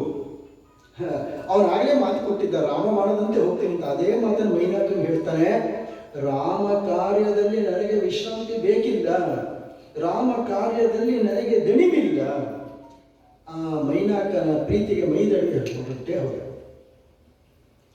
ದಣಿವಿಲ್ಲದಿರಲಿ ಹರಿ ನಿನ್ನ ಸೇವೆಯುಳು. ಇವತ್ತು ನನ್ನ ಗಂಟಲು ಸರಿ ಇಲ್ಲ, ಕ್ಷಮಿಸ್ಬೇಕು. ಮೈನಾಕನ ಪ್ರಾರ್ಥನೆ, ನನ್ನಲ್ಲಿ ದಣಿವಾರಿಸ್ಕೊಂಡು ಹೋಗು, ಕೊಂಚ ವಿಶ್ರಾಮ ಮಾಡುವಂದಿದ್ದು ಸತ್ವಗುಣ ಸ್ವರೂಪದ್ದು. ಈ ಮೈನಾಕ ಸಾಮಾನ್ಯನಲ್ಲ, ಇವನು ಹಿಮವಂತನ ಪುತ್ರ. ಹಿಮವಂತ ಯಾರು? ಪಾರ್ವತಿ ಮತ್ತೆ ಗೌರಿ ಇವರ ತಂದೆ. ಅಲ್ಲಿಗೆ ಅವರ ತಮ್ಮ, ಅಂದರೆ ಶಿವನಿಗೆ ಬಾಮೈದ ಆಗಬೇಕು ಅವನು ಮೈನಾಕ. ಮುಂದೆ ಬರುವಂಥವಳು ಸುರಸೆ, ಅವಳು ಅಷ್ಟೇ ದಕ್ಷ ಬ್ರಹ್ಮನ ಮಗಳು, ಕಶ್ಯಪನ ಒಬ್ಬ ಪತ್ನಿ, ಯಕ್ಷ ಮತ್ತು ನಾಗರರ ತಾಯಿ. ದೇವತೆಗಳು ಇವಳನ್ನ ಕೇಳ್ಕೊಳ್ತಾರೆ, ಆಂಜನೇಯನ ಬಲ, ಬುದ್ಧಿ, ಸಾಮರ್ಥ್ಯ ಎಷ್ಟಿದೆ ನಾವು ನೋಡಬೇಕು, ನೀನು ಸ್ವಲ್ಪ ಹೋಗಿ ಹನುಮಂತನ ಪರೀಕ್ಷೆ ಮಾಡು. ಯಾಕೆಂದ್ರೆ ಅವ್ರ ಒಂದು ಅನುಮಾನ, ರಾವಣ ಈ ದೇವತೆಗಳನ್ನೆಲ್ಲ ಸೋಲಿಸಿ ಅವ್ರ ಮೇಲೆ ಮಲಗಿಸಿದ್ದಂತೆ ಸಿಂಹಾಸನ ಕೆಳಗಡೆ. ಸಿಂಹಾಸನ ಕತ್ತೋರು ಅವ್ರು ತುಳ್ಕೊಂಡು ಸಿಂಹಾಸನಕ್ಕೆ ಅವರು ಎಲ್ಲ ನವಗ್ರಹಗಳನ್ನು ಮೆಟ್ಟಿ ನಿಲ್ತಾ ಇದ್ದಾರೆ. ಅಂತ ಸಾಮರ್ಥ್ಯ ಅವ್ರಿಗೆ ಶಂಕೆ, ಇದು ಸಾಧ್ಯವ ಹನುಮಂತನಿಗೆ? ನಮಗಾಗದೇ ಇದ್ದಿದ್ದು ಇವನೊಂದು ಕೋತಿ ಏನು ಮಾಡಿತ್ತು ನೋಡ್ಬೇಕು, ನಾವು ತಿಳ್ಕೋಬೇಕು ಅವ್ನ ಸಾಮರ್ಥ್ಯ ಅಂತ. ಆಗ್ಬೋದಂತ ಒಪ್ಪಿ ಸುರ್ಸೆ ಬಂದು ರಾಕ್ಷಸಿ ರೂಪ ಹಾಕೊಂಡಿದ್ದು, ಬಾಯಿ ತಕ್ಕೊಂಡಿದ್ದು, ಸೂಕ್ಷ್ಮ ರೂಪದ ಒಳಗೆ ಹೋಗಿ ಬರ್ತಾನೆ. ಈಚೆ ಬಂದಾಗ ಹೇಳೋದು, ಅವನು ಇವಳು ವೇಷ ಮರೆಸ್ಕೊಂಡಿರಬಹುದು, ಆದರೆ ಅವನು ಯೋಗ ಪುರುಷ ಯೋಗೇಶ್ವರ ಹನುಮಂತ. ಕೈ ಜೋಡಿಸಿ ನಮಸ್ಕಾರ ಮಾಡ್ತಾನೆ, ಅಮ್ಮ ದಾಕ್ಷಾಯಿಣಿ ನಮಸ್ಕಾರ. ಯಾವ ಅಂತ ಮೋಸ ಮಾಡೋಕ್ಕಾಗಲ್ಲ ಭಗವಂತನಿಗೆ. ಅವನು ಯೋಗಿ ಆದರೆ ನನ್ನ ಬಣ್ಣ, ನನ್ನ ಮುಖವಾಡ ಕೆಲಸಕ್ಕೆ ಬರಲ್ಲ. ಅಂದ ಮುಖವಾಡ ಹಾಕಬಾರ್ದು ಭಗವಂತನ ಮುಂದೆ. ನಾವು ಭಕ್ತರು, ನಾವು ಹಾಗೆ ಮಾಡಿದ್ವಿ ಎಲ್ಲ ಮುಖವಾಡ ಭಗವಂತನ ಗೊತ್ತಾಗ್ಬಿಡುತ್ತೆ. ಸುಮ್ಮನೆ ಇರಬೇಕು, ಒಳ್ಳೆಯದು. ಚುಮ್ಮ ಇರು ಅಂದ್ರು ರಮಣಿ ಮಹರ್ಷಿಗಳು. ಅದಕ್ಕೆ ನೀನು ಬಾಯಿ ಬಿಟ್ರೆ ನಿನ್ನ ಮುಖವಾಡ ಈಚೆ ಹೋಗುತ್ತೆ, ಸುಮ್ಮನೆ ಇರು. ಅದರಿಂದ ಅವಳು ಅವನನ್ನು ತಿನ್ನಕ್ಕೆ ಬಂದಲ್ಲ, ಅದರ ರಜೋಗುಣದ್ದು. ಸಿಂಹಿಕೆ ಒಬ್ಬ ರಾಕ್ಷಸಿ. ಇವಳದೊಂದು ವಿಚಿತ್ರ, ಹಿರಣ್ಯಕಶಿಪು ಅಂತ ಕೇಳಿರ್ಬೋದು, ಬಹಳ ಹಿಂದೆ ಯುಗದ್ದು, ಒಂದು ಹಿಂದೆ ಯುಗದ್ದೆ. ಹಿರಣ್ಯಕಶಿಪು ಇವನ ತಂಗಿ ಈ ಸಿಂಹಿಕೆ. ಇವಳು ಕೂಡ ಛಾಯಾಗ್ರಾಹಿ. ಒಂದು ಏನೋ ಒಂದು ಮಂತ್ರ ಕಲ್ತಿದ್ಲು, ನೆರನ್ನ ಹಿಡಿದು ನಿಲ್ಲಿಸ್ತಾ ಇದ್ದರು. ಹಾಗೆ ಹನುಮಂತನ ಗತಿಯನ್ನು ನಿಲ್ಲಿಸಿದ್ಲು. ಆದರೆ ಹನುಮಂತ ಅವಳನ್ನು ಕೊಂದೇ ಮುಂದಕ್ಕೆ ಹೊರಟದ. ಅದು ಅವಳ ತಮೋರೂಪ. ಈ ಮೂರು ಗುಣಗಳನ್ನು ಗೆದ್ರಿಂದ ದೇವತೆಗಳಿಗೆ ನಿಶ್ಚಯವಾಯಿತು, ನಮ್ಮ ಹನುಮಂತ ಗುಣಾತೀತ. ಈ ಮೈನಾಕನ ವಿಘ್ನ ಆದಿ ಭೌತಿಕ, ಸುರಸಿಯ ವಿಘ್ನ ಆದಿ ದೈವಿಕ, ಸಿಂಹಿಕೆಯ ವಿಘ್ನ ಆಧ್ಯಾತ್ಮಿಕ. ಮೂರು ತಾಪಗಳು ಹನುಮಂತನನ್ನು ಮುಟ್ಟಕ್ಕೂ ಸಾಧ್ಯ ಆಗಲಿಲ್ಲ. ಯೋಗೇಶ್ವರ ಆ ರೀತಿಯಲ್ಲಿ ಹನುಮಂತ ತನ್ನ ಸಾಮರ್ಥ್ಯವನ್ನು ಲೋಕಕ್ಕೆ ತೋರಿಸ್ತಾನೆ. 100 ಯೋಜನ ಅನ್ನೋದು ಅವನಿಗೆ ಲೆಕ್ಕಕ್ಕೆ ಇಲ್ಲ. ಸಣ್ಣ ವಯಸ್ಸಿನಲ್ಲಿ ಸೂರ್ಯನೇ ತಿಂತಿನಿಂದ 300 ಯೋಜನ ಹಾರಿಬಿಟ್ಟಿದ್ದ ಆಕಾಶಕ್ಕೆ. 100 ಯೋಜನ ಯಾವ ಲೆಕ್ಕ? ಅವನು ವಾನರರಿಗೆ ಭರವಸೆ ಕೊಡುವ ಮಾತಾಡ್ತಾರೆ, ಮಹೇಂದ್ರ ಪರ್ವತವನ್ನು ನಾನು 1000 ಸತಿ ಎಲ್ಲೂ ನಿಲ್ಲದೆ ನಾನು ಹಾರಬಲ್ಲೆ ಅಂತಾರೆ. 1000 ಸತಿ 100 ಯೋಜನ ಯಾವ ಲೆಕ್ಕ? ಒಂದು ಹೆಜ್ಜೆ ಇದ್ದಾಗ, ಒಂದು ಹೆಜ್ಜೆ ಇದ್ದಾಗ. ಇನ್ನು ಈ ಸಮುದ್ರ ಲಂಘನ ಮಾಡಿದ ಒಂದು ಅಮೋಘವಾದ ಅರ್ಥ ಇದೆ. ಅವನು ಬಲಬುದ್ಧಿಗಳಿಂದ ಸಮುದ್ರವನ್ನು ದಾಟಿದ. 3 ಜನನ್ನು ಗೆಲ್ಲಬೇಕಾದ್ರೆ 3 ವಿಘ್ನವನ್ನು ಗೆಲ್ಲುವಾಗ ಅವನು ಬಲ ಬುದ್ಧಿ ಉಪಯೋಗಿಸಿದ. ಆದ್ದರಿಂದ ಕಾಳಿದಾಸ ಒಂದು ಅರ್ಥ ಕೊಡ್ತಾನೆ, ಏನಂದ್ರೆ ತಾನು ಸಂಸಾರವನ್ನು ಮೊದಲು ದಾಟಿದವನು ಸಶಕ್ತನು, ಇನ್ನೊಬ್ಬರಿಗೂ ಸಂಸಾರವನ್ನು ದಾಟಿಸಬಲ್ಲ ಅವನೇ ನಮ್ಮ ಹನುಮಂತ. ಅನಿಶ್ವಸನ್ ಶ್ರೀಮಾನ್ ಅಂತ ಹೇಳ್ತಾರೆ ವಾಲ್ಮೀಕಿ. ನಾವು ಇವಾಗ ಮೇಲೆ ಬರಬೇಕು, ಲೆಕ್ಕತ್ಕೊಂಡು ಬಂದರೆ ನಿಟ್ಟುಸಿರು ಬಿಡ್ತೀವಿ. ಹನುಮಂತ ಲಂಕೆಗೆ ಹಾರದಲ್ಲ, ನೀವು ಯೋಜನೆ ಒಂದೇ ಒಂದು ನಿಟ್ಟುಸಿರು ಬಿಟ್ಟಿಲ್ವಂತೆ. ಪ್ರಕಾಶಮಾನವಾಗಿತ್ತಂತೆ, ಕಾಂತಿಯುಕ್ತನಾಗಿದ್ದಂತೆ ಹನುಮಂತ. ಆ ಹನುಮಂತ ಲಂಕಾ ಪ್ರವೇಶ ಮಾಡ್ತಾನೆ. ಲಂಕಾ ಪ್ರವೇಶ ಮಾಡಿದ ಸೀತೆನ ಹೋಗ್ಬೇಕಾದ್ರೆ ಲಂಕಣಿಯ ಸಂಹಾರ ಮಾಡ್ತಾನೆ. ಒಂದು ಫಜೀತಿಯ ಅನುಭವ ಬಂತು. ಸೀತೆ ಅವಳು ಹುಡುಕ್ಬೇಕಾದ್ರೆ ಹೆಂಗಸರ ಮಧ್ಯೆನೇ ಹುಡುಕಬೇಕು. ಹಾಗಾಗಿ ಅಂತಃಪುರಕ್ಕೆ ಬರ್ತಾನೆ. ಅಲ್ಲಿ ಮಲಗಿದ್ದವರೆಲ್ಲ ರಾತ್ರಿ ವೇಳೆ ಸಣ್ಣ ಬೆಕ್ಕಿನ ಆಕಾರದಲ್ಲಿ ಬಂದಿದ್ದಾನೆ. ನೋಡ್ತಾನೆ, ಎಲ್ಲ ಅಸ್ತವ್ಯಸ್ತವಾಗಿ ಮಲಗಿದ್ದಾರೆ, ಒಬ್ಬೊಬ್ಬರು ಒಂದೊಂದು ದಿಕ್ಕನ್ನು ಮಲಗಿದ್ದಾರೆ. ರಾಮ ಸೀತೆಯ ರೂಪ ಏನಿದೆ ಅಂತ ವರ್ಣನೆ ಮಾಡಿದ್ದಾನೆ ಹನುಮಂತನಿಗೆ. ಇವನು ಬ್ರಹ್ಮಚಾರಿ, ಆದರೂ ರಾಮ ತನ್ನ ಸೀತೆಯ ಪ್ರತಿಯೊಂದು ಅಂಗಾಂಗಗಳ ಸೌಂದರ್ಯವನ್ನು ವರ್ಣನೆ ಮಾಡಿದ್ದ. ಹಾಗಾಗಿ ಸೀತೆಯನ್ನ ಗುರುತು ಹಿಡಿಯೋದಕ್ಕೆ ಅವನು ಒಂದೇ ಒಂದು ಇದ್ದಿದ್ದೇನು ಅಂದರೆ, ರಾಮ ಹೇಳಿದ ಅಂಗಾಂಗಗಳ ಸೌಂದರ್ಯದ ವರ್ಣನೆ ಇಲ್ಲಿ ಮಲಗಿರೋರಲ್ಲಿ ಯಾರಿಗಾದರೂ ತಾಳೆ ಆಗುತ್ತಾ ಅಂತ ನೋಡಬೇಕು. ಹಾಗಾಗಿ ದಿಟ್ಟಿಸಿಯೇ ನೋಡಬೇಕಾದ ಪಚಿದಿ. ಮಂಡೋದರಿಯನ್ನು ನೋಡಿದ್ಮೇಲಂತೂ ಅವಳು ಪತಿವ್ರತೆ, ಇವಳೇ ಸೀತೆ ಇರ್ಬೋದು ಅಂತ ಅನ್ಸ್ಬಿಡ್ತು. ಯಾಕೆಂದ್ರೆ ರಾಮ ಹೇಳಿದ್ದ ಅನೇಕ ಸೌಂದರ್ಯಗಳು ಇಲ್ಲಿ ತಾಳೆ ಬಂದ್ಬಿಡ್ತು. ಓ ಸೀತೆ ಕಂಡೆ ಅಂತ ಕುಡಿದು ಕುಪ್ಪಳಿಸಿ ಬಾಲಕ್ಕೆಲ್ಲ ಮುತ್ತಿ ಕೊಟ್ಟಿ ಕವಿಚೇಷ್ಟೆ ಮಾಡ್ಬೇಕಂತೆ. ಅದು ತಕ್ಷಣ ಎಚ್ಚೆತ್ಕೊಂಡ, ಓಹೋ ಇಲ್ಲ ಇಲ್ಲ, ಸೀತೆ ಇಷ್ಟು ನಿಶ್ಚಿಂತಳಾಗಿ ಮಲಗಿರೋಕೆ ಸಾಧ್ಯ ಇಲ್ಲ, ಇಷ್ಟು ಸ್ವಸ್ಥವಾಗಿರೋಕೆ ಸಾಧ್ಯ ಇಲ್ಲ. ಚೆನ್ನಾಗಿ ನಿದ್ದೆ ಮಾಡ್ಬೇಕಾದ್ರೆ ಊಟ ಮಾಡಿರ್ಬೇಕಲ್ಲ, ಅವಳಿಗೆಲ್ಲ ಊಟ ಸೇರುತ್ತೆ ರಾಮನ ಅಗಲಿಕೆಯಿಂದ. ಇವಳು ಸೀತೆ ಅಲ್ಲ, ಬುದ್ಧಿಮತಂ ವರಿಷ್ಠ. ಆಗ ಬಂದು ಸ್ವಲ್ಪ ನಿರಾಶ ಆಗ್ತಾನೆ. ನನ್ನಿಂದ ಧರ್ಮಚ್ಯುತಿ ಆಯ್ತಾ ಅಂತ, ಬ್ರಹ್ಮಚರ್ಯಕ್ಕೆ ಧಕ್ಕೆ ಬಂತ ಅಂತ. ನಹಿ ಮೇ ಮನಸ ಕಿಂಚಿತ್ ವೈಕೃತ್ಯಮುಪಪದ್ಯತೆ ಮನೋ ಹಿ ಹೇತು ಸರ್ವೇಷಾಂ ಇಂದ್ರಿಯಾಣಾಂ ಪ್ರವರ್ತತೆ. ತನಗೆ ತಾನೇ ಧೀಮತ ಒಂಥರ ಧೀರತನದಿಂದ ಹೇಳ್ಕೊಳ್ತಾನೆ, ನಾನು ಸ್ತ್ರೀಯರನ್ನು ದಿಟ್ಟಿಸಿ ನೋಡಿದ್ದು ಸತ್ಯ, ಆದರೆ ದುಷ್ಕಾರ್ಯಗಳಿಗೆಲ್ಲ ಕಾರಣವಾದದ್ದು ಮನಸ್ಸು. ಮನಸ್ಸು ನೋಡಬಾರದನ್ನು ನೋಡಿದಾಗ ಇಂದ್ರಿಯಗಳನ್ನು ಕೆರಳಿಸುತ್ತೆ. ಆದರೆ ನನಗೆ ಹಾಗಾಗಲಿಲ್ಲ, ನನ್ನ ಮನಸ್ಸು ವಿಕಾರಕ್ಕೊಳಪಡಲಿಲ್ಲ, ನನ್ನ ಇಂದ್ರಿಯಗಳು ಕೆರಳಲಿಲ್ಲ, ನನ್ನ ಮನಸ್ಸು ಸುವ್ಯವಸ್ಥಿತವಾಗಿತ್ತು. ಅರ್ಥ, ಧರ್ಮ ಮಾರ್ಗದಲ್ಲಿ ರಾಮ ಕಾರ್ಯದಲ್ಲಿ ಮಗ್ನವಾಗಿತ್ತು. ಹಾಗಾಗಿ ನನ್ನ ಬ್ರಹ್ಮಚರ್ಯಕ್ಕೆ ಧಕ್ಕೆ ಇಲ್ಲ ಅಂತ ನಮ್ಮ ಶಾಲೆಗಳಲ್ಲಿ ನಮ್ಮ ಮಕ್ಕಳಿಗೆ ಇವತ್ತು ಹೇಳ್ಕೊಡ್ಬೇಕಿದೆ. ಈ ಒಂದು ಶ್ಲೋಕ ಪಾಠ ಹೇಳಬೇಕು. ನೋಡಬಾರದ್ದೇ ನೋಡ್ತಾ ಇದ್ದೀವಿ, ಕೇಳಬಾರದ್ದೇ ಕೇಳ್ತಾ ಇದ್ದೀವಿ, ಆಡಬಾರದ್ದೇ ಆಡ್ತಾ ಇದ್ದೀವಿ. ಅದೇ ನೋಡಿ, ಅದೇ ಒಂದು ಜೀವನ ಆಗ್ಬಿಟ್ಟಿದೆ ಹನುಮಂತನು. ಏನು ಆತ್ಮವಿಮರ್ಶೆ ಅಂತ, ಆತ್ಮವಿಮರ್ಶೆ ಮಾಡಿಕೊಳ್ಳುವಂತಹ ಸಾಮರ್ಥ್ಯವೇ ಇವತ್ತಿನ ದಿನ ಕಾಣ್ತಾ ಇಲ್ಲ. ಅದಕ್ಕೆ ವಿವೇಕಾನಂದರ ಹತ್ತದ್ದು 4 ಅಂಗುಲ ಜಾಗವನ್ನು ಬಿಡದೆ ಎಲ್ಲ ಕಡೆ ಹುಡುಕಿದ, ಸೀತೆ ಕಾಣಲಿಲ್ಲ. ಒಂದು ಅನುಮಾನ ಬಂತು, ಸೀತೆ ಸತ್ತು ಹೋಗಿರಬಹುದು ಅಥವಾ ರಾವಣ ಸೀತೆಯನ್ನ ಕೊಂದಿರಬಹುದು ಅಂತ. ತುಂಬಾ ನಿರಾಸೆ ಆಗುತ್ತೆ. ನಾನು ಸೀತೆಯನ್ನು ಕಾಣದೆ ಹಿಂದಕ್ಕೆ ಹೋದ್ರೆ ಕಪಿವಂಶ ರಘುವಂಶ 2 ಸರ್ವನಾಶ ಆಗಿಬಿಡುತ್ತೆ. ಈಗ ಏನು ಮಾಡಬೇಕು, ನಾನು ಧೈರ್ಯ ತಂದು ಕೊಡ್ತಾನೆ.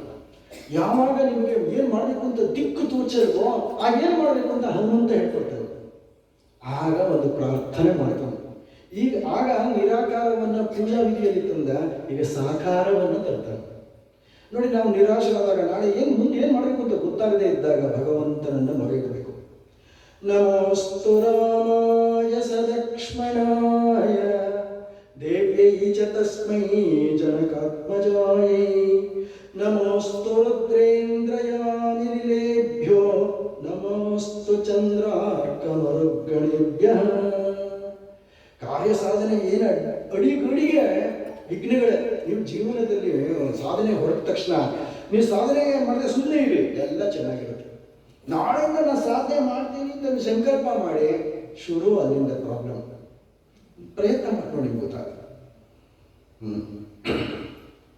ಅದರಿಂದ ಅಂಥ ಸೋಲು ಮನಸ್ಸಿಗೆ ಒಳಗಾಗಬಾರ್ದು. ಅದನ್ನು ಹನುಮಂತ ಹೇಳ್ತಾ ಇದ್ದಾರೆ. ಯಾವಾಗ ಕಾರ್ಯ ಸಾಧನೆಗೆ ಮನಸ್ಸು ಏನು ಮಾಡಬೇಕು ಅಂತ ದಿಕ್ಕು ಚೋಚಲು ಮನಸ್ಸು ಸೋಲಬಾರದು. ಭಗವಂತನ ಸೇವೆಯಲ್ಲಿದ್ದಾಗ ಮನಸ್ಸು ಸೋಲಬಾರದು, ಭಗವಂತನನ್ನೇ ಮೊರೆ ಇಡಬೇಕು ಅಂತ. ಒಂದು ಮಾತು ಹೇಳ್ತಾರೆ, ಸೀತೆ ಸಿಕ್ತೊಳಗೆ ಗೊತ್ತಿಲ್ಲ, ಯಾಕೆಂದ್ರೆ ಅವಳು ಸತ್ತೋಗಿರ್ಬೋದು ಅಂತ ಒಂದು ಅನುಮಾನ ಬಂತಲ್ಲ. ಆದರೂ ನಾನು ಬದುಕಿರ್ತೀನಿ, ಆತ್ಮಹತ್ಯೆ ಮಾಡ್ಕೊಳ್ಳಲ್ಲ. ಯಾಕೆ? ದೇವರನ್ನ ಕಾಣುವುದಕ್ಕಾಗಿ ಬದುಕಿರಬೇಕು. ಇವತ್ತು ಎಲ್ಲರೂ ಆತ್ಮಹತ್ಯೆ ಮಾಡ್ಕೊಳ್ಳೋರು, ಓದ್ದವರು, ಓದಿಲ್ಲದೆ ಇರೋರು, ಹಣ ಇರೋರು, ಬಡ ರ್ಯಾಂಕ್ ಸ್ಟೂಡೆಂಟ್ಸ್ ಎಲ್ಲರೂ ಆತ್ಮಹತ್ಯೆ ಮಾಡ್ಕೊತಾ ಇದ್ದಾರೆ. ರಾಮಾಯಣ ಓದ್ತಿಲ್ಲ, ಅವ್ರಿಗೆ ಗೊತ್ತಿಲ್ಲ, ಯಾತಕ್ಕೆ ಜೀವಿಸಬೇಕು ಅನ್ನೋದೇ ಗೊತ್ತಿಲ್ಲ, ಆತ್ಮಹತ್ಯೆ ಮಾಡ್ಕೊಳ್ತಾರೆ. ಜೀವಿಸಬೇಕಾಗಿರೋದೇ ಭಗವಂತನನ್ನ ಕಾಣೋದಕ್ಕೆ, ಅದು ಒಂದೇ ಗುರಿ ಇರೋದು ಜೀವನಕ್ಕೆ. ಯಾಕೆ ಅರ್ಥ ಮಾಡ್ಕೊಳ್ತೀವಿ? ಮಾನವ ಜನ್ಮ ದೊಡ್ಡದು, ಗೊತ್ತೇ ಆಗಲಿಲ್ಲ. ಅವನು ಹೇಳ್ಕೊಡ್ತಾನೆ, ಸೀತೆ ಕಾಣೋವರೆಗೂ ಮತ್ತೆ ಮತ್ತೆ ಹುಡುಕ್ತೀನಿ. ವಾಲ್ಮೀಕಿಯ ಮಾತು, ಆಂಜನೇಯ ಬೈ ಏನದು? ದೇವರಿಗೆ ಸಾಕ್ಷಾತ್ಕಾರ ಇವತ್ತೇ ಸಿಕ್ಕಲ್ಲ, ಎಷ್ಟು ಜನ್ಮ ಆಗುತ್ತೋ ಗೊತ್ತಿಲ್ಲ. ಆದರೆ ಆ ಸಾಕ್ಷಾತ್ಕಾರ ಆಗುವವರೆಗೆ ತಾಳ್ಮೆಯಿಂದ ಸಾಧನೆಯಲ್ಲಿ ಮುಂದುವರಿತಾನೇ ಇರಬೇಕು ಅಂತ ವಾಲ್ಮೀಕಿಗಳು ಹೇಳ್ತಾರೆ. ಮುಂದುವರಿತಾನೇ ಇರು, ನಾನು ಹುಡುಕ್ತೀನಿ. ಹನುಮಂತ ಗದ್ಗದಿನ, ಅಮ್ಮ ನಾನು ಹುಡುಕದೆ, ನೀನು ಕಾಣ್ತಾ ಇಲ್ಲ. ಅಮ್ಮ ಸೀತಮ್ಮ, ನಿನ್ನ ಇರವನ್ನ ನೀನೇ ತೋರಿಸು. ಕಾಣದ ಚೈತನ್ಯದಲ್ಲಿ ಕಾಣುವ ಸಾಮರ್ಥ್ಯ. ಯಾವಾಗ ನಾನು ಕಾಣಕ್ಕೆ ಆಗಲ್ವೋ, ಅಶಕ್ತ ಅಂತ ಗೊತ್ತಾಗ್ತಾನೋ, ಒಪ್ಕೊಳ್ಬೇಕು. ಏನು ಅವಮಾನ, ನನಗೆ ಕಾಣುವ ಶಕ್ತಿ ಇಲ್ಲ, ನೀನೇ ಮೈದೋರು, ನೀನೇ ತೋರು. ಎಂಥ ಭಕ್ತಿ ನೋಡಿ, ಇದು ಭಕ್ತಿ. ನನಗೆ ನೋಡಕ್ಕಾಗ್ಲಿಲ್ಲ, ಅಯ್ಯೋ ಬಿಡ್ರಿ, ನಮ್ಗೆಲ್ಲ ದೇವರಲ್ಲಿ ಬಂದ್ರೆ ಅಯ್ಯೋ ಅದೆಲ್ಲ ನಮ್ಗೆಲ್ಲ ಯಾರೋ ಸಾಧು ಸಂತರುಗಳಿಗೆ ದೊಡ್ಡ ದೊಡ್ಡವ್ರಿಗೆ ನಾವು ಸುಮ್ಮನೆ ಪ್ರಸಾದ ತಗೊಂಡು ಕಂಡು ಅಷ್ಟೇ. ಸೋಲು ಮನಸ್ಸು ಇದು ಹಾಗಲ್ಲ. ಹೇಳ್ತಾ ಇರೋದು ಬಿಡಬೇಡ, ಗುರಿ ಮುಟ್ಟುವವರೆಗೂ ಮತ್ತೆ ಮತ್ತೆ ಪ್ರಯತ್ನ ಮಾಡ್ತಾರೆ. ಯಾವಾಗ ಹನುಮಂತ ಅಮ್ಮ ತಾಯಿ ಮೈದೂರು ನೀನೇ ಕಾಣ್ಕೋ ಅಂತ ಹೇಳಿದ್ನೋ, ಅಲ್ಲಿ ಹತ್ತಿರದಲ್ಲಿ ಒಂದು ಮಠದಲ್ಲಿ ಸೀತೆ ಇದ್ಲು. ಅವಳಿಗೆ ಶುಭ ಶಿಖರಿಗಳಾಯ್ತಂತೆ. ಎಡಗಣ್ಣು, ಎಡತೊಡೆ, ಎಡಭುಜ ಅದ್ರಕ್ಕೆ ಶುರುವಾಯ್ತಂತೆ. ಜಡೆ ಕಟ್ಟಿದ್ದ ಕೂದಲು ಸಡಿಲ ಆಯ್ತಂತೆ. ಆಶ್ಚರ್ಯ ಆಯ್ತು ಸೀತೆಗೆ, ಇದೇನಿದೆ ನನಗೆ ಶುಭ ಸೂಚನೆಗಳು ಆಗ್ತಾ ಇದೆಯಲ್ಲ ಅಂತ. ಆಗ ಅಲ್ಲಿ ಕೂತಿದ್ದ ಸೀತೆಯನ್ನು ಹನುಮಂತ ನೋಡಿದ. ರಾಮ ಹೇಳಿದ, ನನ್ನ ಹೆಂಡತಿ ಎಷ್ಟು ಚೆಲುವು ಕಣು ಅಂತ. ಆ ಚೆಲುವೆಲ್ಲ ಒಟ್ಟಾಗಿ, ಸೃಷ್ಟಿಯ ಚೆಲುವೆಲ್ಲ ಒಟ್ಟಾಗಿ ಕಣ್ತಲ್ಲ ಸೀತೆ, ಆನಂದ ಪರವಶ. ಆದರೆ ಆನಂದ ಹೆಚ್ಚೋಗ್ತಿರ್ಲಿಲ್ಲ. ಯಾಕೆಂದರೆ ಸೀತಾ ಮಾತೆ ತುಂಬ ದುಃಖಿತರಾಗಿದ್ಲು, ಕೃಶಾಂಗಿ ಆಗಿದ್ಲು. ಆದರೂ ಮೊದಲನೇ ದರ್ಶನ ನನ್ನ ಮಾತೆ ಇವಳೆ. ರಾಮನ ನೋಡಿದಾಗ ನನ್ನ ತಂದೆ ಇವನೇ, ಇವಳೇ ಸೀತೆ. ತೀರ್ಮಾನ ಆಯಿತು.